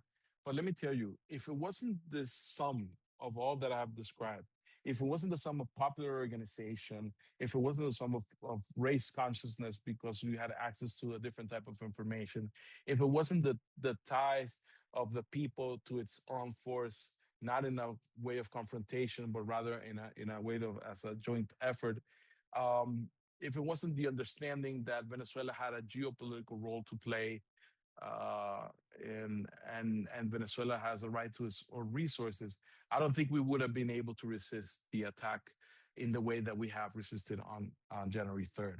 I think that the way that today the revolution remains in power, despite we having a president that was kidnapped, but the revolution remains in power. All the institutions respond uh, to the established constitutional government.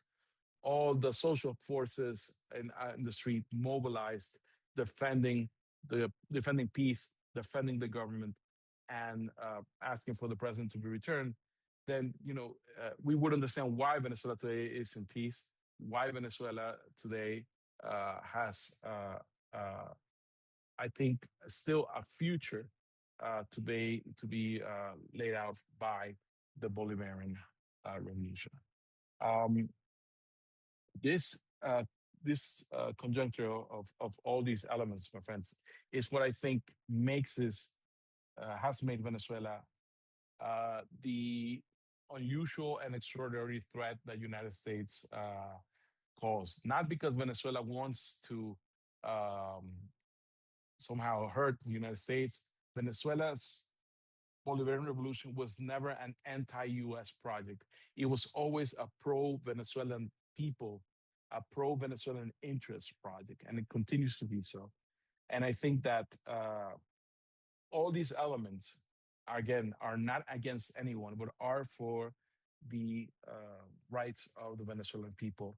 And that is what has led to the resistance of the Venezuelan people, but also why it has become such a problematic country for the rest of for imperialism in the United States. So with that, I end. Thank you very much. Thank you so much, Carlos, for explaining the incredible accomplishments of the Bolivarian Revolution, participatory democracy, literacy, healthcare, the partnership with Cuba, the democratization of information, the reaffirmation of sovereignty over national resources, and regional integration and multipolarity, as well as the civilian military unity, which is why the revolution remains in power even after the US aggression on January 3rd. Thank you again so much. Next, Leonardo. Thanks so much, Marjorie, and thank you so much to the People's Academy of International Law for not just for this invitation, but for putting a spotlight on Venezuela in these very difficult times for us. I'm going to be speaking about unilateral coercive measures, and unilateral coercive measures are more commonly known as sanctions. But in Venezuela, we insist on calling them UCMs, MSC in Spanish, UCMs, unilateral coercive measures. And why is that? And that's because the power to sanction is held exclusively by the United Nations Security Council. And so the so-called sanctions that have been imposed by the United States and its European allies are actually unilateral coercive measures, and they are counter to international law. And I'm going to read a short quote right now from the special procedures experts of the UN Human Rights Council. The special procedures experts are a group of special rapporteurs. And on December 4th, which is the International Day Against Unilateral Coercive Measures, they issued a statement, and it read in part as such. They say, "We underline that unilateral coercive measures are illegal under international law.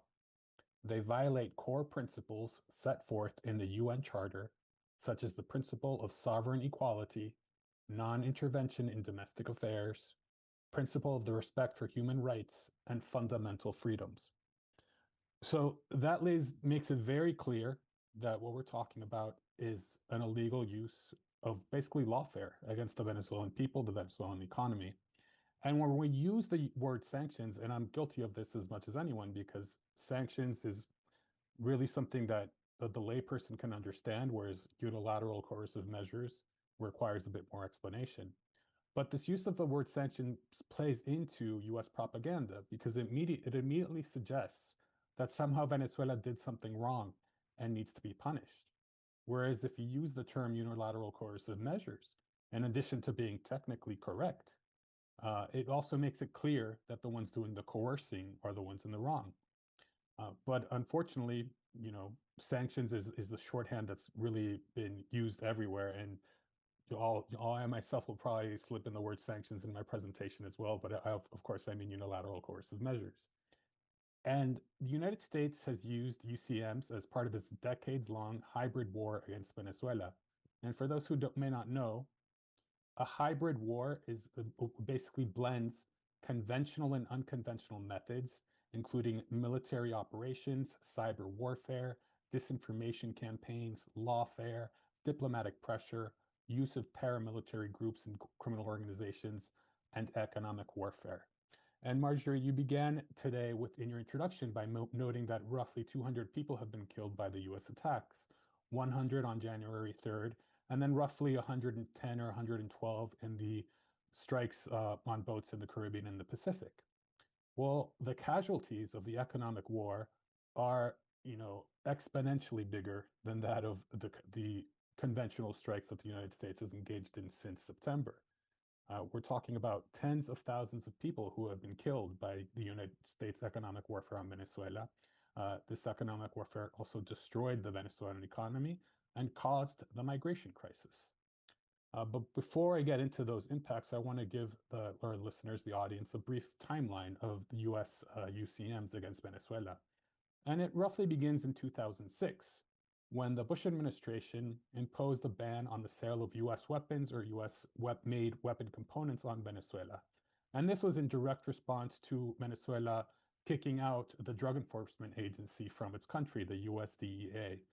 But it should be noted that as soon as Venezuela did this, drug seizures rose considerably and drug trafficking dropped. So it was clear that they were not being a partner in drug trafficking. They were there for other reasons. But that is the very first UCM against Venezuela.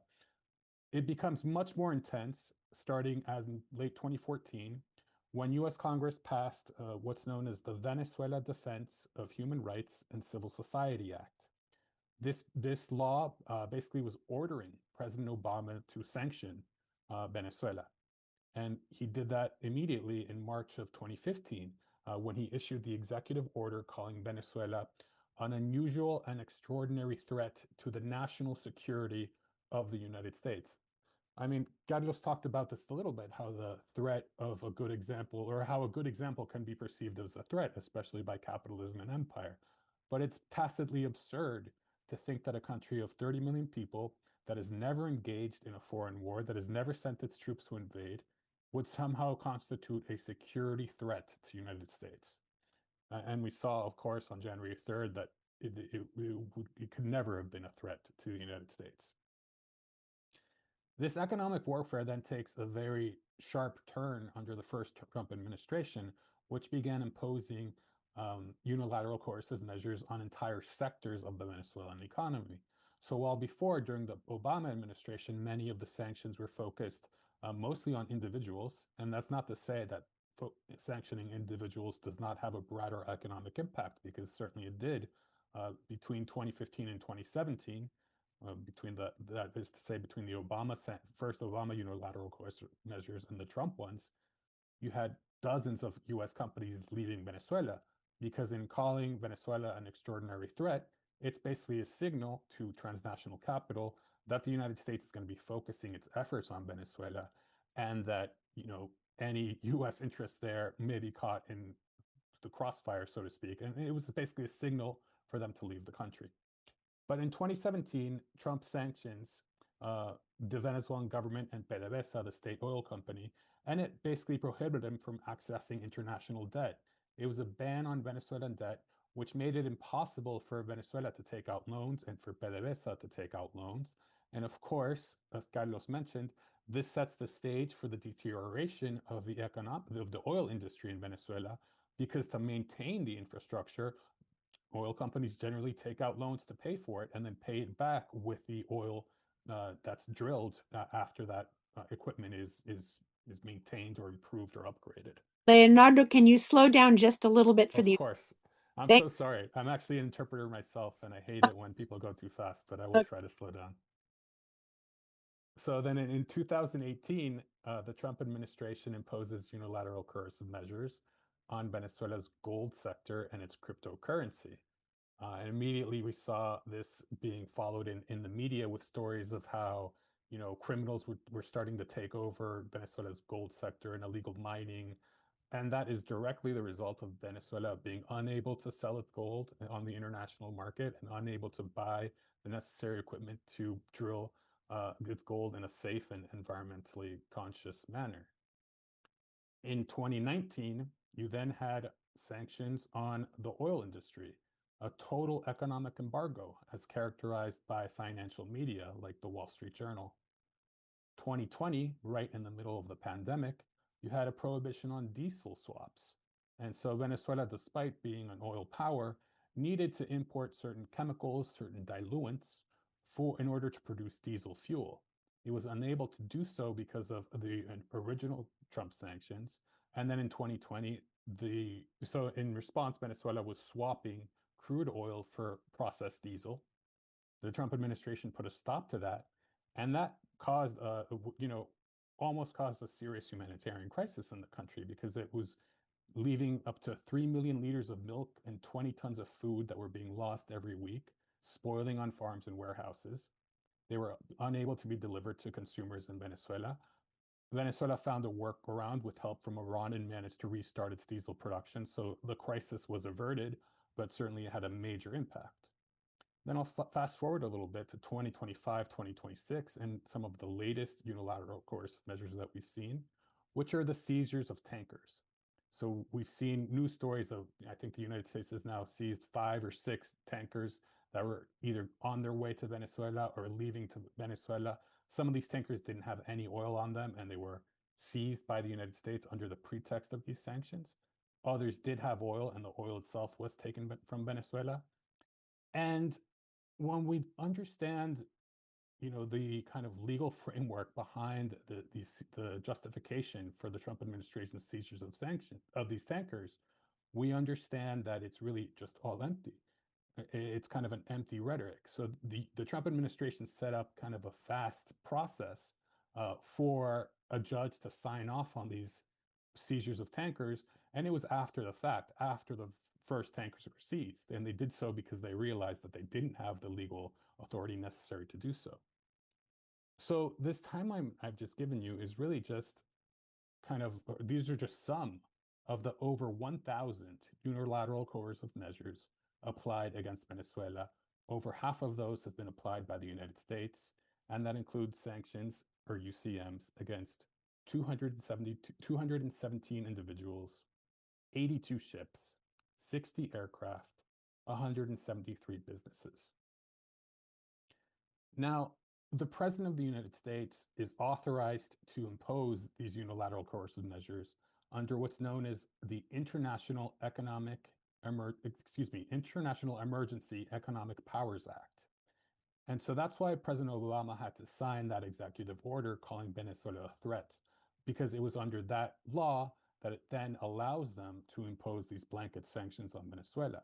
So then sanctions, after that first declaration by the president of an international emergency with respect to Venezuela, sanctions are then imposed or issued through the Treasury Department's Office of Foreign Assets Controls.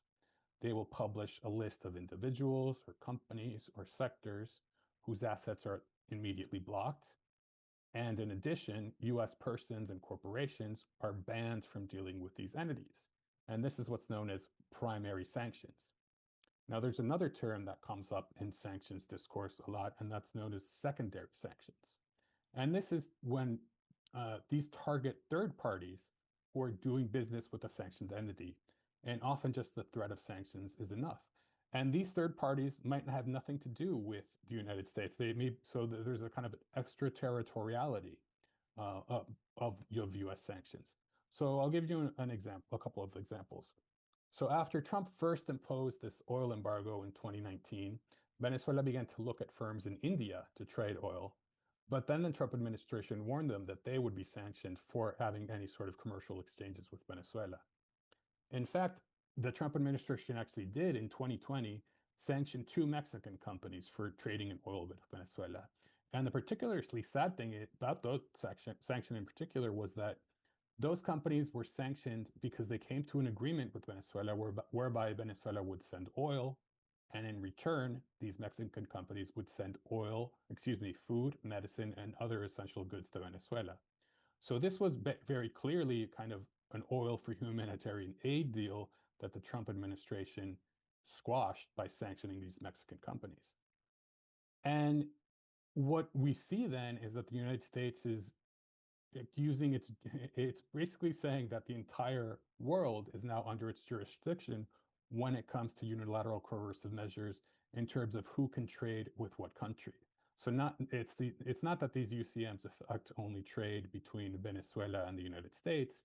They affect trade between Venezuela and every single country in the world. The sanctions imposed by the United States are meant to include humanitarian exemptions for food and medicine. But in practice, these exemptions do not work. And we have example after example. I'll give you a few though. So in 2019, and Carlos mentioned the CLAP program. In 2019, the Trump administration sanctioned 13 companies and 13 companies and 10 individuals linked to Venezuela's CLAP program. The CLAP is Local Committees for Supply and Production. It's a program meant to help communities feed themselves in the middle of the economic war. And in fact, the CLAP program has been incredibly successful, and they were described by an opposition economist from Venezuela as having prevented famine in the country. So it was a hugely important program aimed at keeping Venezuelans healthy and fed during the worst of the economic warfare, and the Trump administration directly targeted it with sanctions. Another way in which these sanctions affect humanitarian, where the humanitarian exemptions are not, are not met, is through what's known as overcompliance of sanctions. And that refers to when businesses, banks, and other financial service providers do not work with sanctioned entities such as Venezuela or the Venezuelan Central Bank or PDVSA out of fear of inadvertently violating sanctions. And the most common form, as Carlos and David, I believe, mentioned, the most common form of overcompliance is when a bank freezes assets or does not process a transaction to a sanctioned country, even if that transaction itself does not violate sanctions. And there's too many examples of this to name, but I'll give you two. So in 2017, Venezuela was buying, vaccinations for measles, yellow fever, and malaria as part of its routine vaccination program. But this payment for it, and thus the delivery, was delayed by 4 months because USB Bank, a Swiss bank, refused to accept Venezuela's payments and froze them. Of course, immediately, the US media started characterizing Venezuela as a failed state because children began to contract measles in the country. Obviously, we don't see that same sort of rhetoric now that children in the United States are contracting measles out of bad health policies by the Trump administration. Another key example, which Carlos actually mentioned, is that during the pandemic, a different Swiss bank blocked payments from Venezuela to the UN COVAX program, delaying the arrival of COVID-19 vaccines. And I chose those two particular examples because it shows how sanctions can kill. But of course, the impact of sanctions is much more insidious than just the health sector. It affects every single aspect of a person's life. And US sanctions on Venezuela caused a 99% drop in oil revenues. And obviously, for a country that is whose economy was based mostly on oil, that was a huge blow, and it meant that the Venezuelan economy was being suffocated by the Trump administration. In fact, at the Venezuela Solidarity Network, where I do some organizing, we had a webinar with a former member of Venezuela's central bank, and he calculated that the total economic damage from sanctions was around $630 billion. I mean, for a country that has a GDP of about $160 billion a year, these are enormous losses that were imposed by the Trump administration. It basically means a lost decade of development.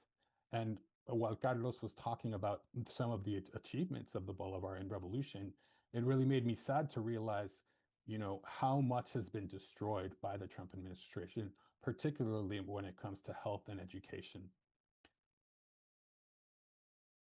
And, also, as Carlos mentioned, so for a country that dedicates roughly 75 to 83%, depending on the year, of its budget to social investment, that is investment in health, housing, education, infrastructure, the impact is just widespread and totally devastating.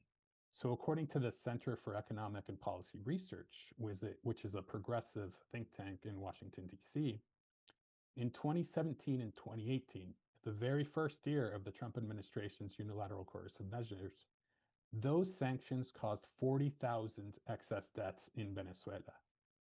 The authors of that study write, and this is a quote, "These sanctions would fit the definition of collective punishment of the civilian population as described in both the Geneva and Hague International Conventions, to which the US is a signatory. They are also illegal under international law and treaties that the US has signed and would appear to violate US law as well." Since that time, the number of deaths caused by sanctions has continued to grow.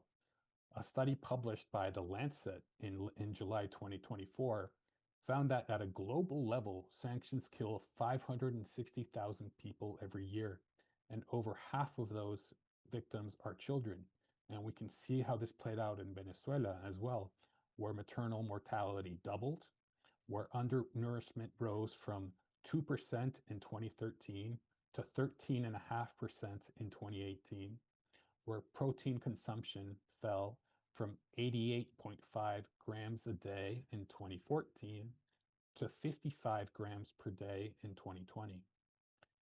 And in another example, there was a program in Venezuela that used to distribute medicines at low cost or in some cases free. And in 2014, they distributed 535,000 units of medicine. By 2020, they were only able to distribute 64,000. That's a drop of nearly 90%. On top of this, the academic literature also demonstrates a causal link between sanctions and migration. So the economic warfare waged by the Trump administration, continued by the Biden administration, is a root cause of the migrant crisis that Venezuela suffered. Then to add insult to injury, the Trump administration, who kind of created the crisis, is now punishing Venezuelan migrants by limiting key programs such as TPS, temporary protected status, and humanitarian parole. They're also unleashing. Please slow down for the interpreters. Sorry. Okay, thanks. So sorry. They're also been unleashing ICE, the Immigrations and Customs Enforcement officers, against Venezuelans and obviously against all migrants and now non-migrants in the United States. And they sent Venezuelans, 260 of them, to be tortured in the Secot prison in El Salvador, and an unknown number to be tortured in the Alligator Alcatraz prison in Florida. We also have dozens of cases of family separations where parents have been either deported to El Salvador or Venezuela, leaving their children behind in the United States, and it's been quite a challenge to get them reunited. And so, I want to just kind of speak a little bit more about kind of the impact of these sanctions. And I know I've been throwing out a lot of statistics, but in 2021, I had the opportunity to speak with feminist leaders and union leaders and peasant leaders about the impacts of sanctions on their daily lives. And I wanted to share a few of the key quotes I got from them. And in fact, the first quote is from Lorena Jimenez, who is Gisela's daughter. And she spoke to me about the psychological impacts of sanctions. And she said, and this is her quote, "Finding food, finding medicine, it's really hard to live. Finding gas, finding sources of livelihood, that puts a lot of pressure on people." Sergio Requena, a union leader, spoke of the everyday impact as well. He said, the biggest impact sanctions have had on my life and that of my family is the destruction of our normality, of our daily routine that we had as a family. I also spoke with Angel Prado, who was at the time was a commune leader and is now the Minister of Communes. And this was obviously before the January 3rd attack. But he said, it's like a war. The first bomb hasn't fallen here, although the president had a drone almost explode in his face. It's a different sort of war, and it's a war that affects all of us.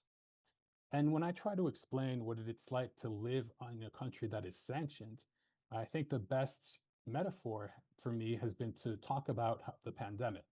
Because, the pandemic really upended all of our lives, and it caused everyone untold stress and led to hundreds of thousands of deaths. And it's very similar to life under sanctions. We eventually learned to adapt, but even after adapting, things were never quite the same. I want to end by emphasizing that the biggest violation of human rights of Venezuelans are these unilateral coercive measures imposed by the United States and its NATO allies. And I'd like to finish off by reading a little bit, a bit more of this declaration by the special rapporteurs from the UN Human Rights Council. They write, the proliferation of unilateral coercive measures, the means of their enforcement, and the consequent overcompliance has tremendous effect on the enjoyment of all human rights. UCMs negatively affect the import and export of all types of essential goods and services, including food products, medicines, medical equipment, and spare parts. They disrupt agricultural supply chains, impede financial and insurance transactions for humanitarian needs, limit international cooperation and humanitarian assistance and response, result in economic hardships, inflation, currency devaluation, undermine the capacity of states to maintain critical infrastructure, provide social assistance, and ensure the whole scope of human rights. Marginalized and vulnerable communities and persons, including women, older persons, persons with disabilities, or those suffering from rare and severe diseases, and children, are particularly at risk of being affected and left behind. Unilateral coercive measures undermine basic human rights, such as the right to life, the right to dignity, the right of everyone to the enjoyment of the highest attainable standard of physical and mental health and medical care, the right to freedom from hunger, and the right to an adequate standard of living, food, education, work, and housing, as well as the right to development and the right to a clean, healthy, and sustainable environment. And so that was, again, the special rapporteurs in the context of the International Day Against Unilateral Coercive Measures. I think I will end it there so that we can have more time for discussion. Thank you very much.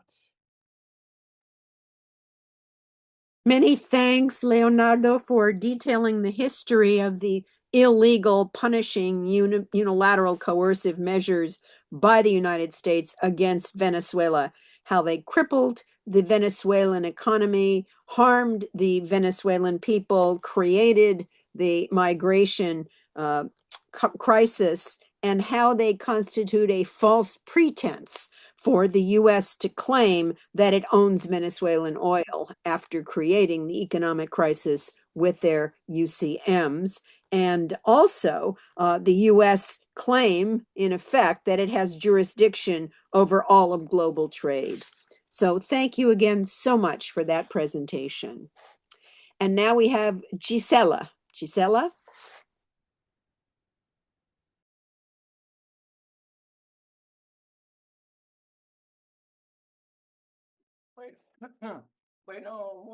Well, good afternoon.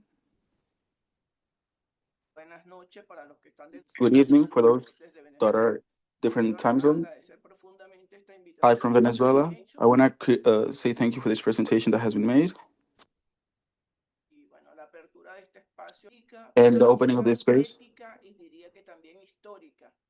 for this ethical fight and historic fight that has been organized by. And thank you to the panelists, which I keep saying the Organization of Venezuelan Jurists as an organization that defends human rights, international law, wants to express our most authentic and energetic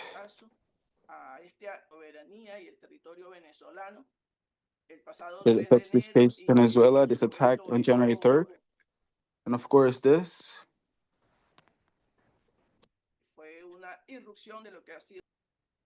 And it was an eruption in Venezuela as a country that respects international law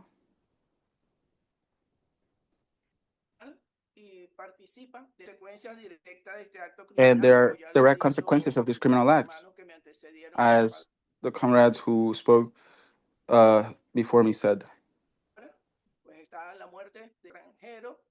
And we have the deaths of people that were in our country.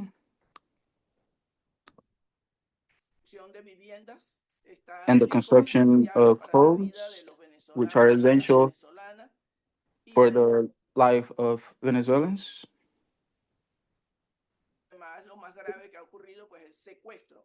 And of course, the gravest thing is the kidnapping of Nicolas Maduro and his wife, National Assembly member Celia Flores, our beloved country, has been submitted to all types of things in these last 26 years. We have what has been said by the previous panelists, the financial and commercial things, the attack on our currency, national currency, And of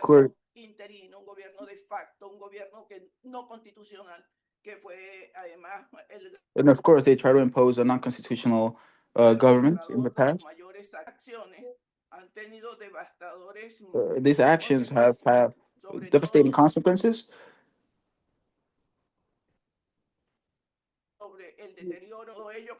especially the deterrent of the attempt to deteriorate the will and sovereignty of our people.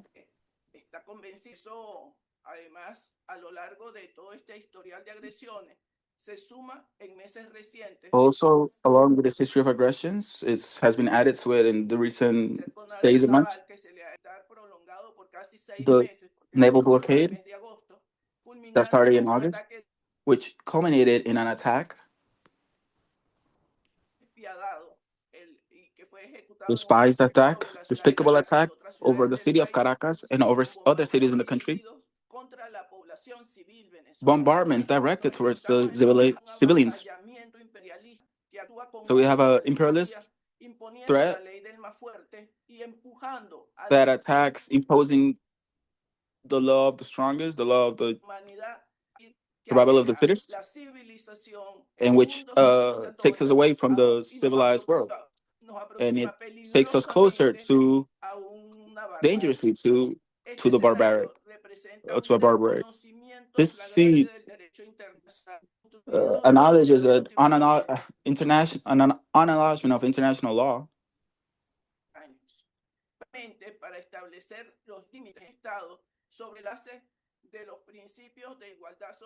based on sovereignty equally, no inherence on internal matters in other countries, and mutual respect, and of course, that one cannot impose itself over others.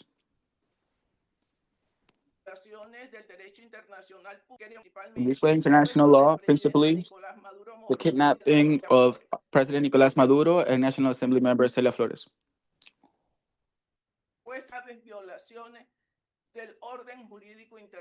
It shows the violations of international law from the perspective of public international law.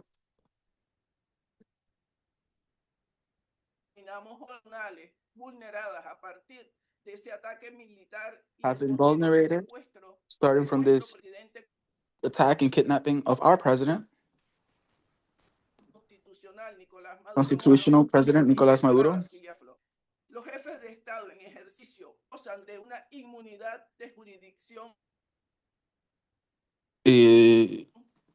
They have political immunity while they are in office. This protection constitutes a international law norm which is reflected in all the judicial tools such as the Vienna Convention and the Convention over prevent and punishment of crimes against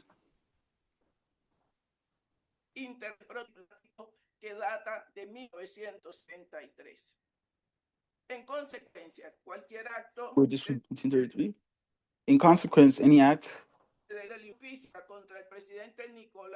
that has been made or can be made against Maduro is a violation, direct violation of the inviolability, personal inviolability, and kidnapping. The kidnapping against his personal integrity represents a direct, not only that, but a direct threat to the sovereignty, dignity, and continuity. It is key that we can associate that immunity of a head of state is not up to debate, but rather international law guarantee which operates independently from political judgments over the government he presides. Likewise, the UN Charter protects the equality principle and no intervention in the internal aspects of other states. The kidnapping of a head of state is the most obvious example of international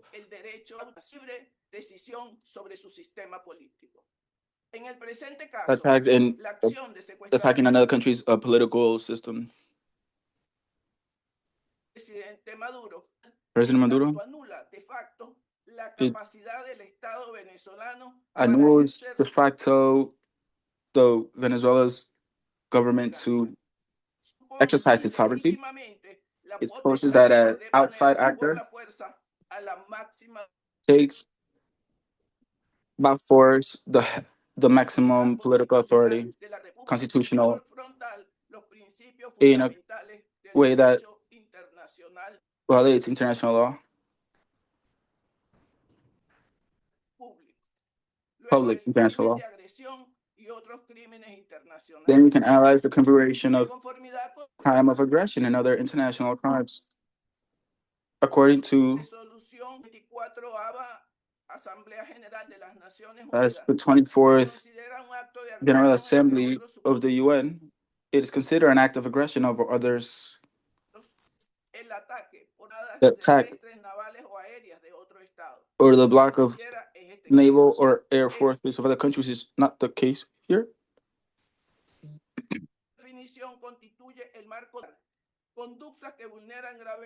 And this conducts make very vulnerable international peace and solidarity. The Rome Statute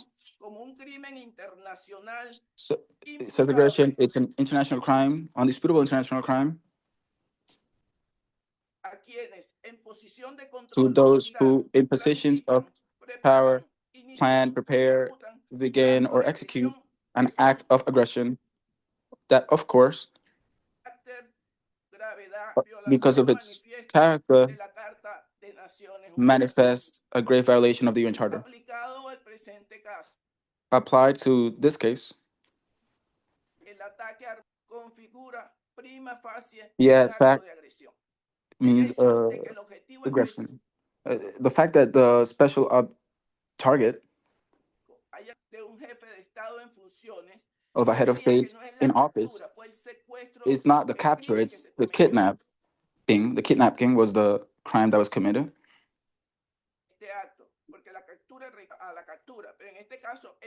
In this capture, right? In this case, was kidnapping. It aggravates even more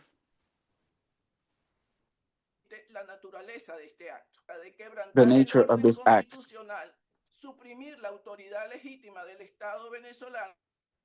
It tries to succumb the legitimacy of the Venezuelan state by force. And we also evaluate the violation of the Convention against the taking of hostages. Additionally, in this case, we configure there's a violation, a direct violation of the International Convention against taking hostages from 1979. In this tool, it is defined as an international crime, the taking of hostages with the intent to obligate a third party to do an act as a condition for the release of the hostage. Liberation of Nicolás Maduro and Celia Flores, or the kidnapping, as asking for concessions, demanding concessions, regime change. It fits very well the international definition of hostages. This qualification definition, obligations including the duty to cooperate to liberate hostages and for the investigation. Exists, of course, a violation against human rights, fundamental human rights. Likewise, the acts described constitute a grave violation to human rights and the International Pact of Civil Law and Civil and Political Rights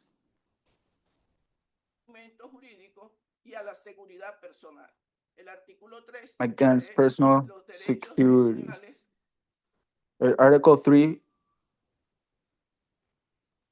of international rights, human rights,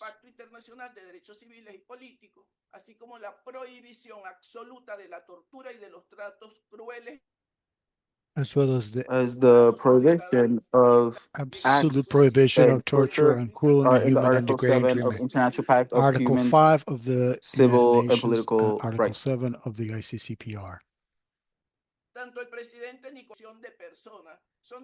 Both President Nicolas Maduro and the Venezuela, in their capacity as person, are full holder of these rights. Their abduction constitutes a flagrant violation of their personal liberty and security. Any form of physical or psychical ill treatment during captivity would constitute an additional violation of extreme gravity capable of generating aggravated international responsibility. Now we're going to analyze the legal situation of the deputy Celia Flores. The status of First Lady does not grant Deputy Cecilia the status of prisoner of war.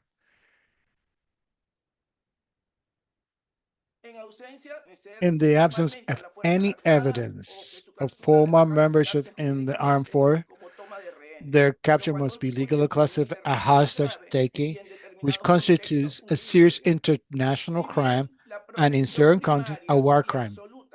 Although the primary and absolute protection falls in the acting head of state, Deputy Soler, in her capacity as Deputy of the National Assembly and spousal constitutional president, also enjoys specific forms of international legal protection.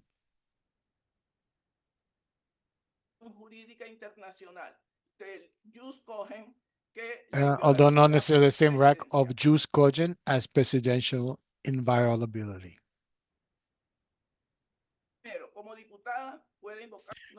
As member of parliament, certain levels of functional immunity can be invoked. However, his primary protection in this context stems from his status as a victim of international crime, hostage taking, and a serious human rights violation.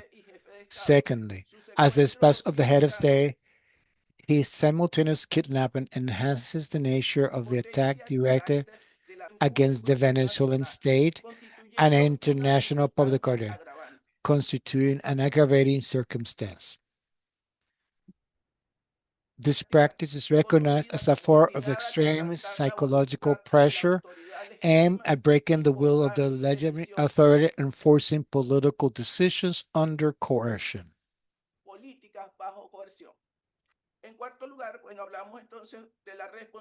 Conclusion: international accountability, complaint, and redress mechanisms.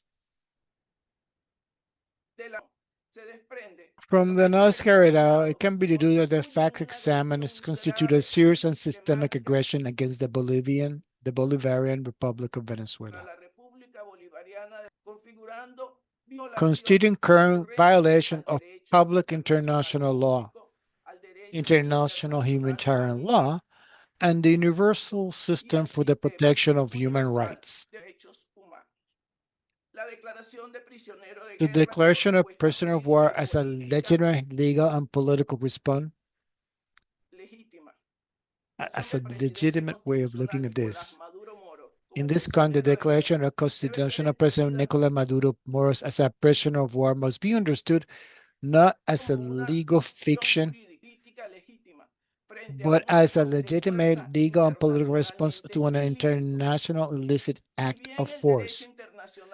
While international human law establishes specific criteria for the formal classification of war, it also recognizes that such criteria arise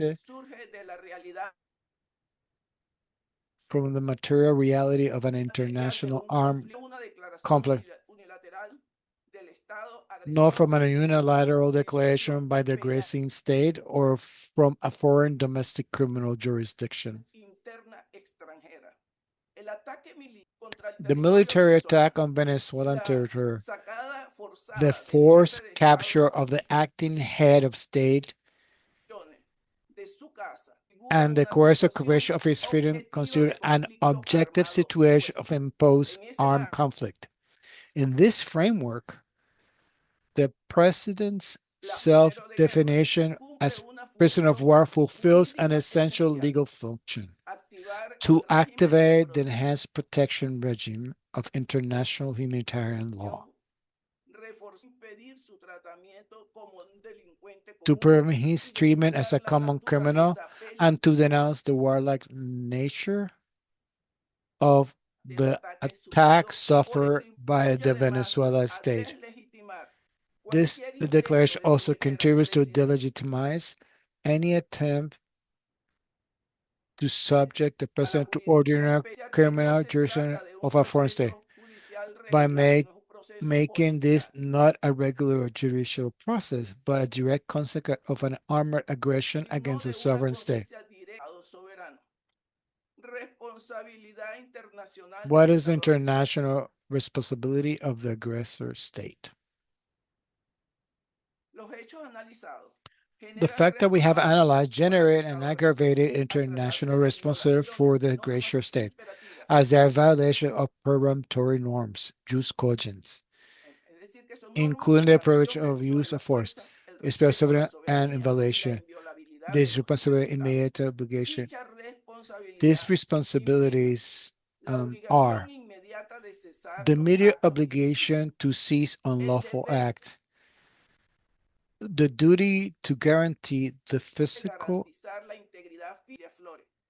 and legal integrity of President and Deputy Celia Flores, the demand of comprehensive reparations for the damages caused to the Venezuelan state and the victim, and effective guarantees of non-repetition of these acts. These obligations are not bilateral, but also involve the international community as a whole, given the gravity of the facts and their impact on the international peace and security. Possible mechanisms for reporting and demanding reparation. Venezuela is fully empowered to activate the mechanism provided for international law, including the actions of political organs of the United Nations, including the General Assembly and Security Council. We all know what that is. There's a process, and they also have the limitation that the same states, the other ones are invited guests for a time in that space. Filing actions before the International Court of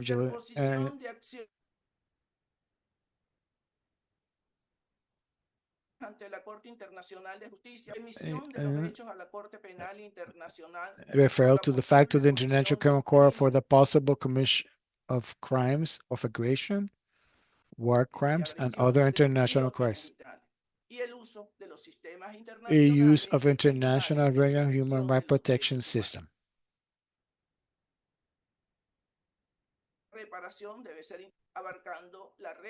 Reparation must be comprehensive and proportional to the seriousness of the violations, including restitution, compensation, satisfaction, and guarantees of non-repetition.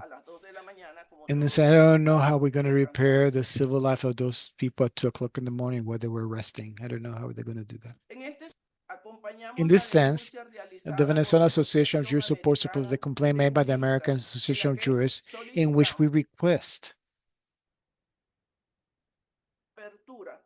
the opening of a preliminary examination in accordance with the Article 15 of the Roman Statute, drafted with abundant detail of the action of aggression by the imperial regime of the United States against Venezuela.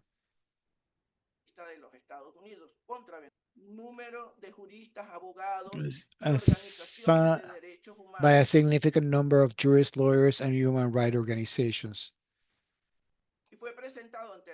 We presented this document to the International Criminal Court denouncing the war crimes against humanity, and serious violation of international humanitarian law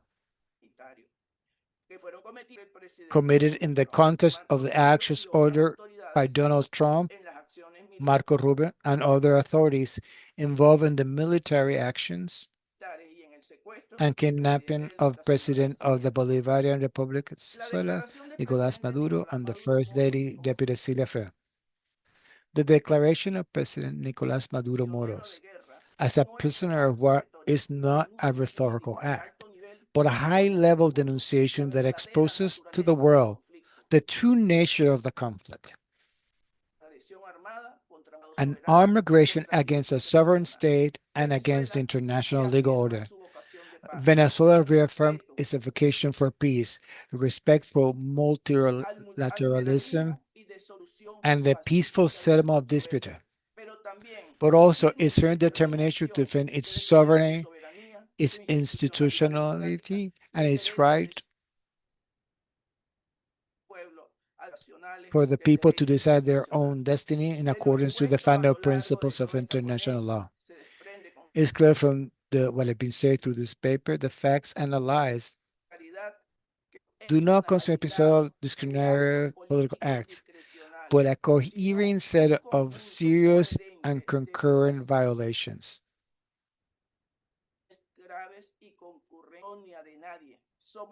Venezuela is nobody's colony. We are a sovereign and independent homeland. Freedom for President Nicolás Maduro. Freedom from Deputy Celia Flores.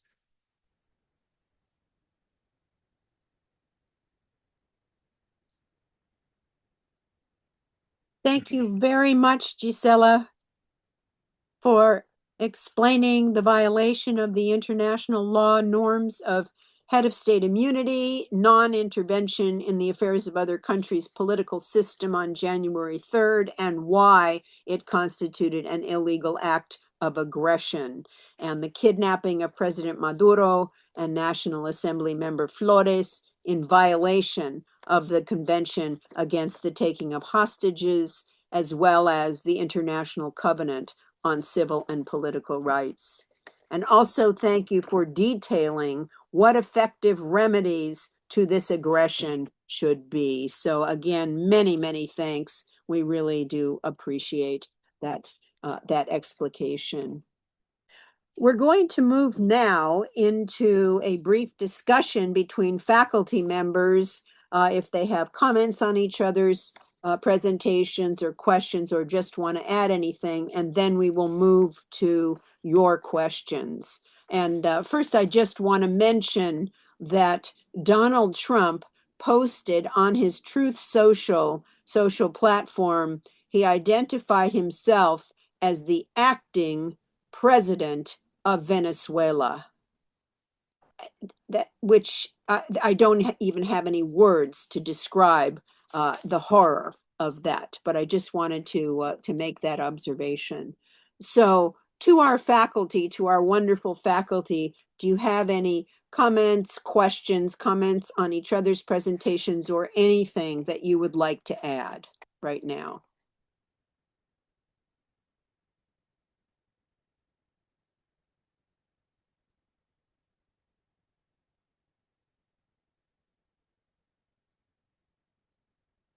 And if not, we can move into the questions.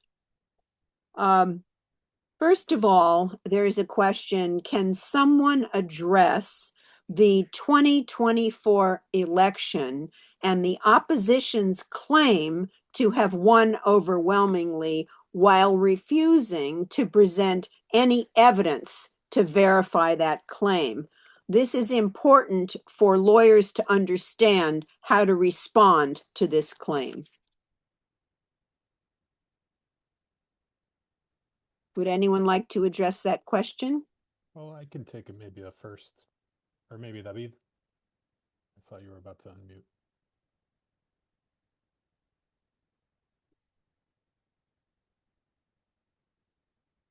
Carlos, go ahead.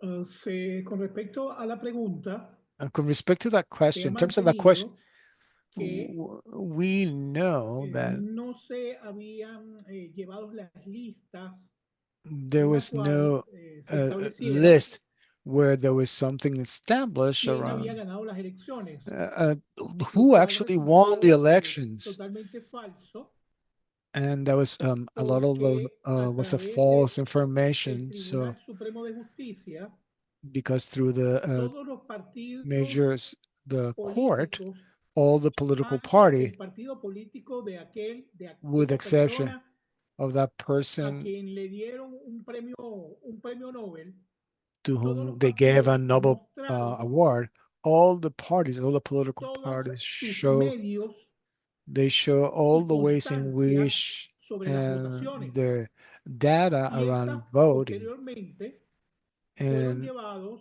and a this was taken experticia y en to la experticia experts, se determinó que and there they efectivamente actually determined la mayoría la the tenía el majority candidato, hoy presidente de la República, was the Nicolás candidate, Maduro Moros. the president of the Como republic, el segundo Nicolas elemento, Maduro Moro. And the debemos second decir element we need to mention, we que should el say, 98% de los partidos políticos de la oposición 98% of the compartieron political parties in the los mismos opposition, resultados. they also share the same Y salvo findings, una organización with the exception of fue one la que se organization opuso who was constantemente, against pero this nunca presentó information concept, resultados. but they Dijo never que lo presented tenían en any una result. caja fuerte, They creo que en said Panamá, they had it pero in jamás se Panama atrevió a presentar and a resultados. safety, but never presented any Y results against what they were saying. señalaban ante los medios de comunicación And they were saying in que the social contaban con el media 70% de los votos, that they had pero 70% resulta of the vote. que después del But ataque realizado a Venezuela, we find out after the el attack pueblo que salió a la in calle Venezuela, the fue el people that pueblo came venezolano to que the street apoyaba al was the people of presidente Venezuela Nicolás Maduro that were Moros supporting y no the a president ninguna Nicolas candidata o candidato de Maduro la Moro oposición. and not to any De other manera que candidate of ahí the tenemos opposition. las situaciones jurídicas So in y that de way, we can hecho see que it, se presentaron. the Gracias. issues that happened at a legal space and also some of the other issues that happened. Thank you. Thank you, David. Carlos, would you like to add something to that? I'm sorry, was it Leonardo or Carlos? I don't remember. Leonardo had something, I believe. Sorry, Leonardo, do you want to? Sure, I would just add, this idea that there was fraud in the Venezuelan elections and that Edmundo Gonzalez was actually the winner was pushed in part through this thing called parallel vote tabulation. And that's a strategy that's been long in use by USAID, NED, other CIA operations, where they decide that they're going to count the votes themselves, despite not having access to the ballots. And then they use those parallel vote counts to sway public opinion. And the particular case of the elections in Minnesota in 2024, there was a study by a group called Alta Vista, and they said prior to the elections that they were going to use, that they required in their methodology for this parallel vote tabulation 1,500 sample receipts. That is 1,500 of the what we call the actas, the tally sheets, in order to have a further confidence interval in their study. Well, then it turns out that they published the study using less than 1,000 receipts. So less, a significantly fewer amounts data set, much smaller data set than they said they needed initially. And then this Alta Vista study made its way immediately into the AP, into the Washington Post. And they somehow, these journalists from the AP and the Washington Post claimed to have verified the study. Of course, as David explained, there was no way to verify these claims by the opposition because they never presented their evidence to the two institutions that could have verified them, the National Electoral Council and the Tribunal Supremo de Justicia, the Venezuela Supreme Court. Thank you for that. Would anyone like to add to that before we go on to the next question? Okay, can the International Criminal Court expand the ongoing investigation to include an examination of the deaths and the harms caused by U.S. unilateral coercive measures, or can a new investigation be opened specifically against U.S. authorities for deaths, injuries, and displacement and other grave crimes caused by the illegal unilateral coercive measures? Would anybody like to respond to that?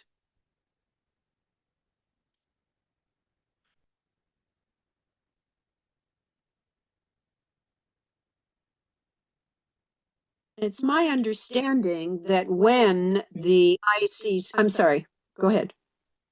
Con respecto a los daños, in terms of the damages ocasionados por las medidas that were caused by the coercitivas measure, unilaterales, the coercive measures, unilateral measures, Venezuela Venezuela formally una denuncia hace 3 put años, forth muy bien documentada, ante la Corte Penal put a Internacional. very big Sin claim embargo, in front of the todavía Federal la Corte International Penal Court, Internacional the Criminal considera International esta denuncia como Venezuela Court, the 2 Tribunal has not ha pasado la died on that etapa claim, inicial had gone o primaria past the de initial cotejo de stay documentos.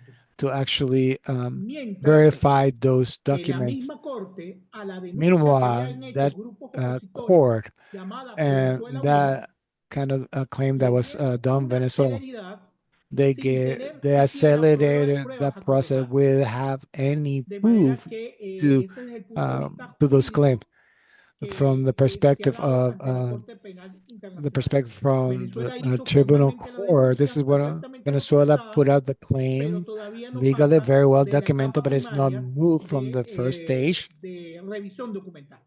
of being revised and being doing checks on all the documents. Thank you for that, David. It's my understanding, and somebody correct me if I'm wrong, that when the International Criminal Court opens a preliminary examination and even moves on to a formal investigation, it is called the situation of Venezuela. And they can expand that, and they have expanded it in the past, to include other charges. For example, about the unilateral coercive measures. And as Gisela said, they could expand it. The current ongoing situation of Venezuela pending in the International Criminal Court could be expanded to include the acts of aggression by the United States, by U.S. leaders, because it is a criminal court, on January 3rd, war crimes, crimes against humanity, as detailed in the communication filed by the American Association of Jurists. There is another question, which is, I think, an important one, and that is, can a state acting under Article 14 of the International Covenant on Civil and Political Rights bring an interstate complaint against the U.S.? And the questioner notes that the U.S. has agreed to accept the interstate petitions with an Article 41 declaration. So is that another possible remedy for this aggression?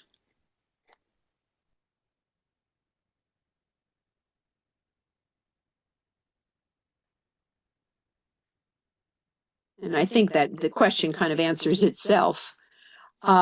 We have one more, and it responds to Leonardo's response about the claims of the 2024 election. And the question is, why isn't this information being promoted in the left media at least? I mean, we don't expect it to be in the corporate media, but why aren't these facts contained in the left media?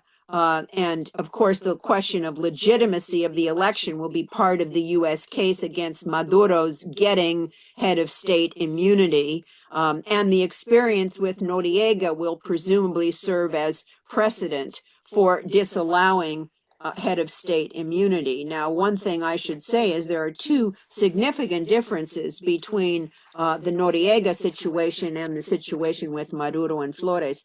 And that is that Noriega was never the head of state.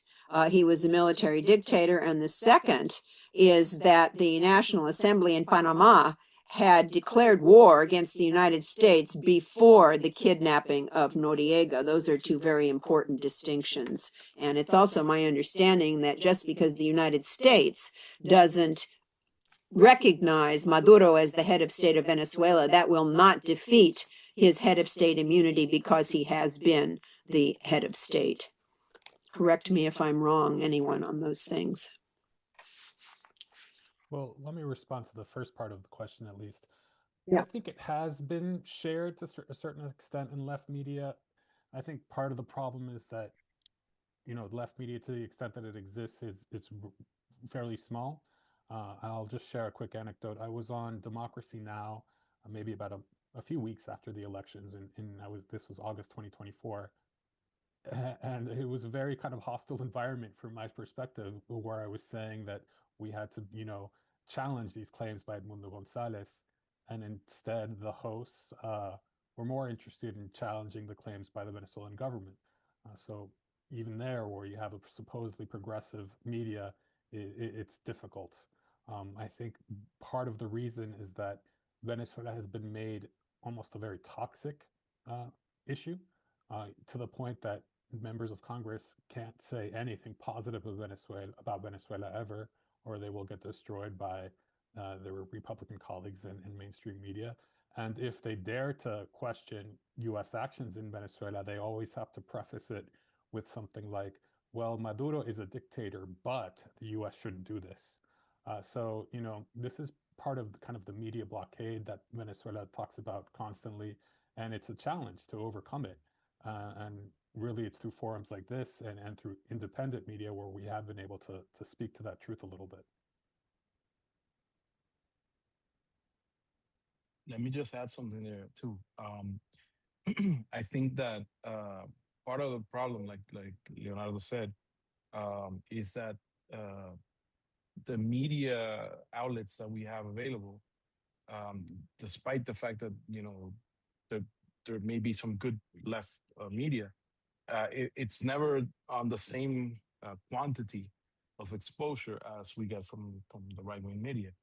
And when I was a diplomat in the United States for Venezuela, I have we had a moment which I always recall, which is interesting because one time we decided to reply to a Washington Post op-ed that had a whole series of criticisms against the government.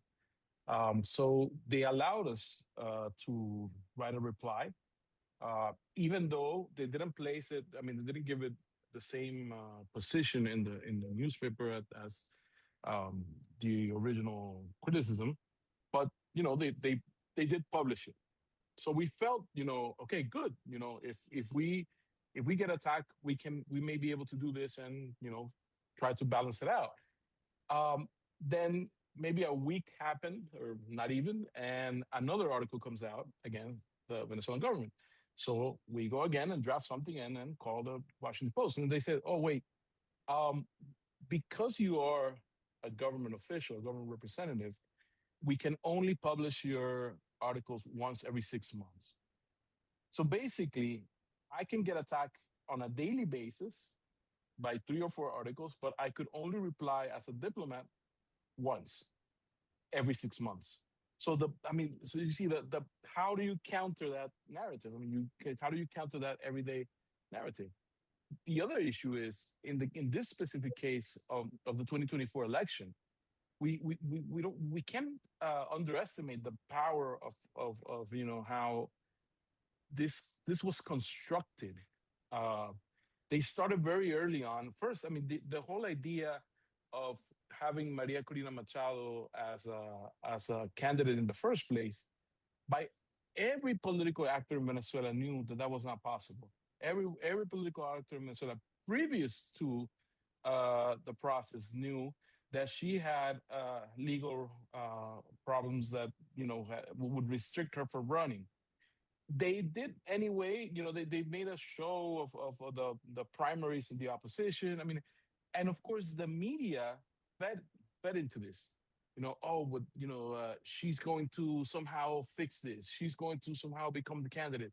So you basically a year before the elections, you had all this construct of things that were going to happen that, of course, ended up not happening because everybody knew from the start that legally she wasn't going to be the candidate, that somebody else had to go and sit in for her, etc.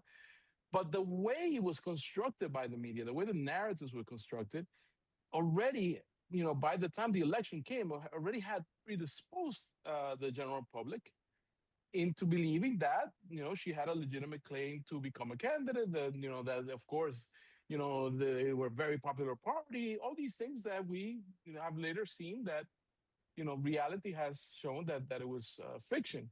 I mean, not that I take my information from Donald Trump as a key verifiable source, but the fact that he did say she had no legitimacy nor popular support in Venezuela shows that, I mean, pragmatically is recognizing what we all knew, 2 years ago or 3 years ago, you know.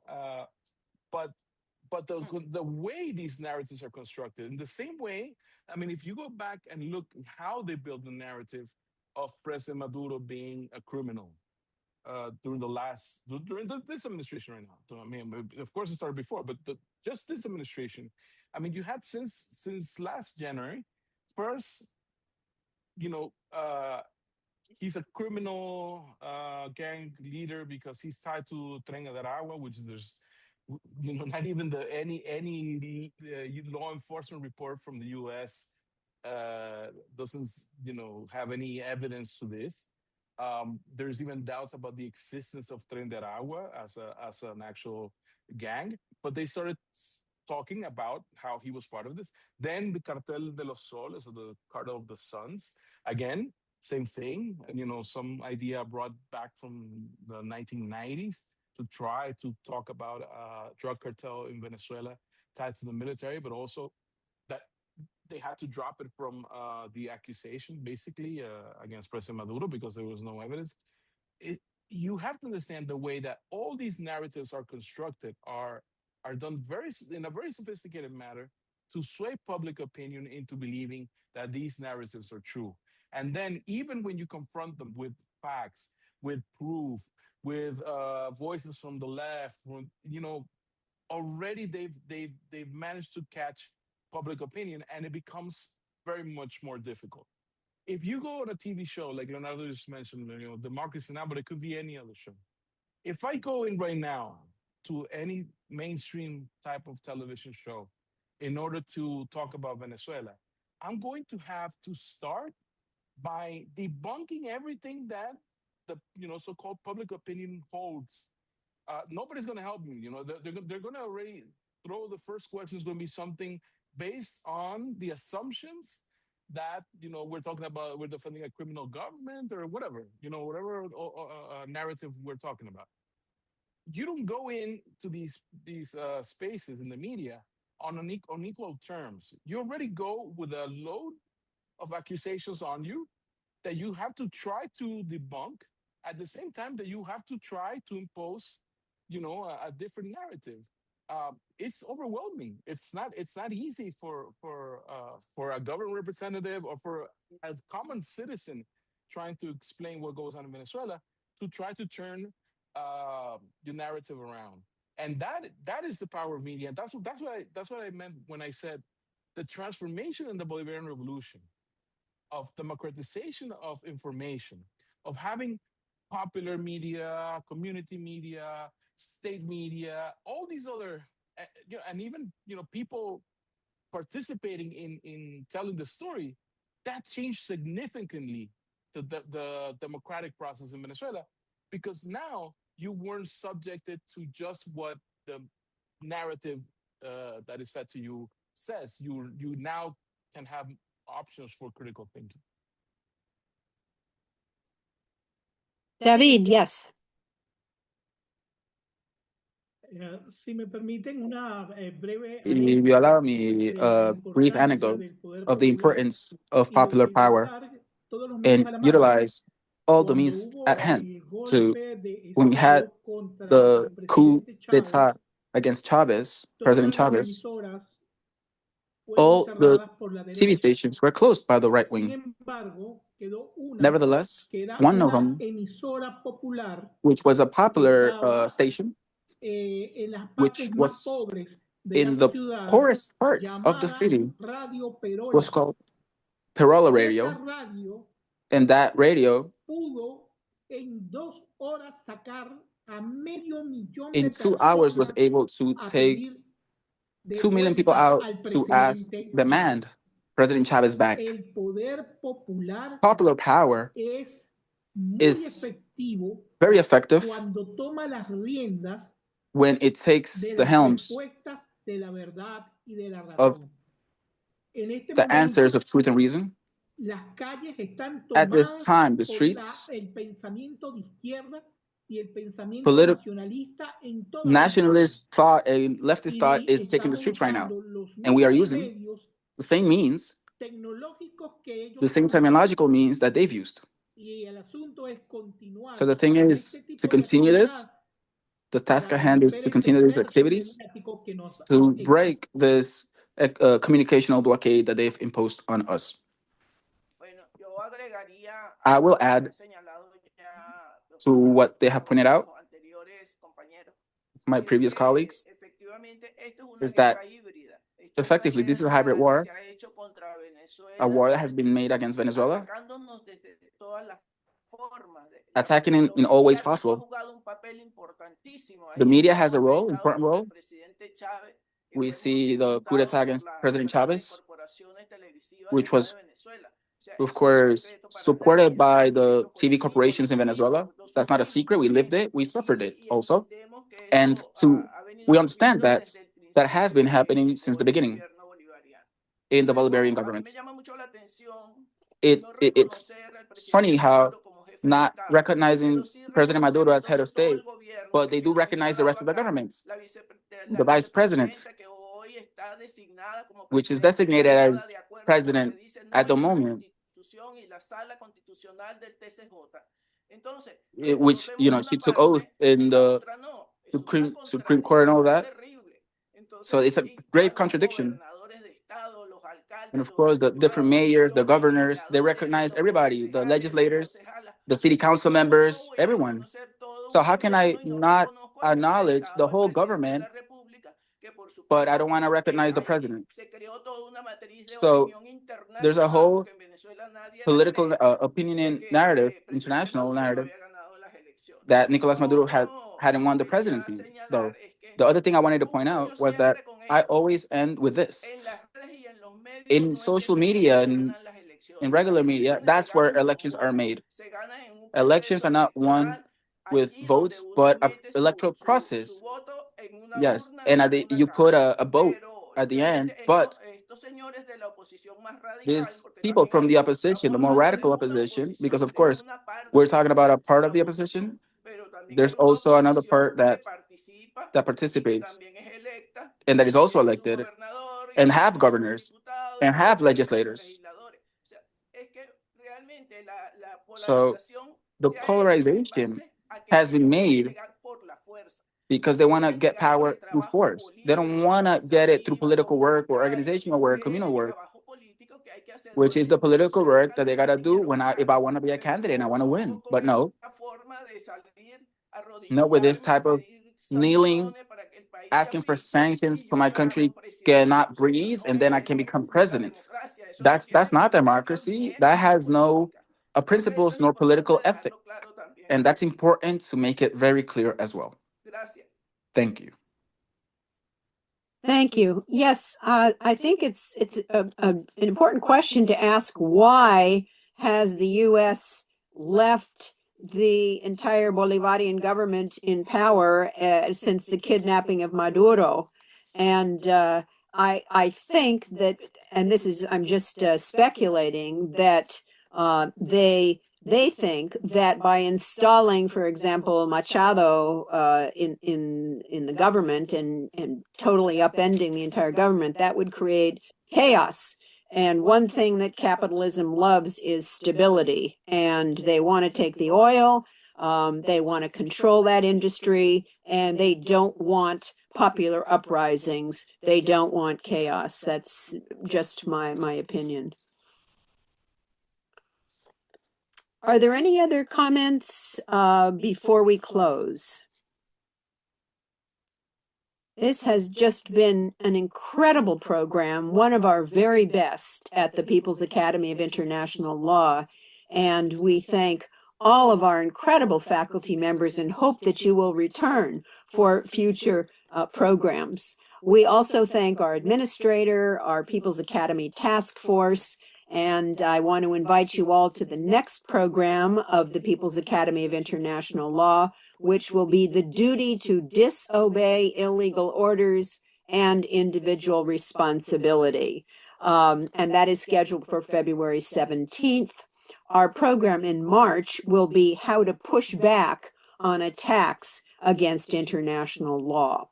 You will all receive additional information in the coming days. And again, I want to thank all of our students for coming to this important program. And again, thank you so much to our esteemed faculty. Thank you again, Marjorie. Thank you very much. Thank you to the interpreters for their wonderful job as well. Thank you. I forgot that the interpreters. Thank you.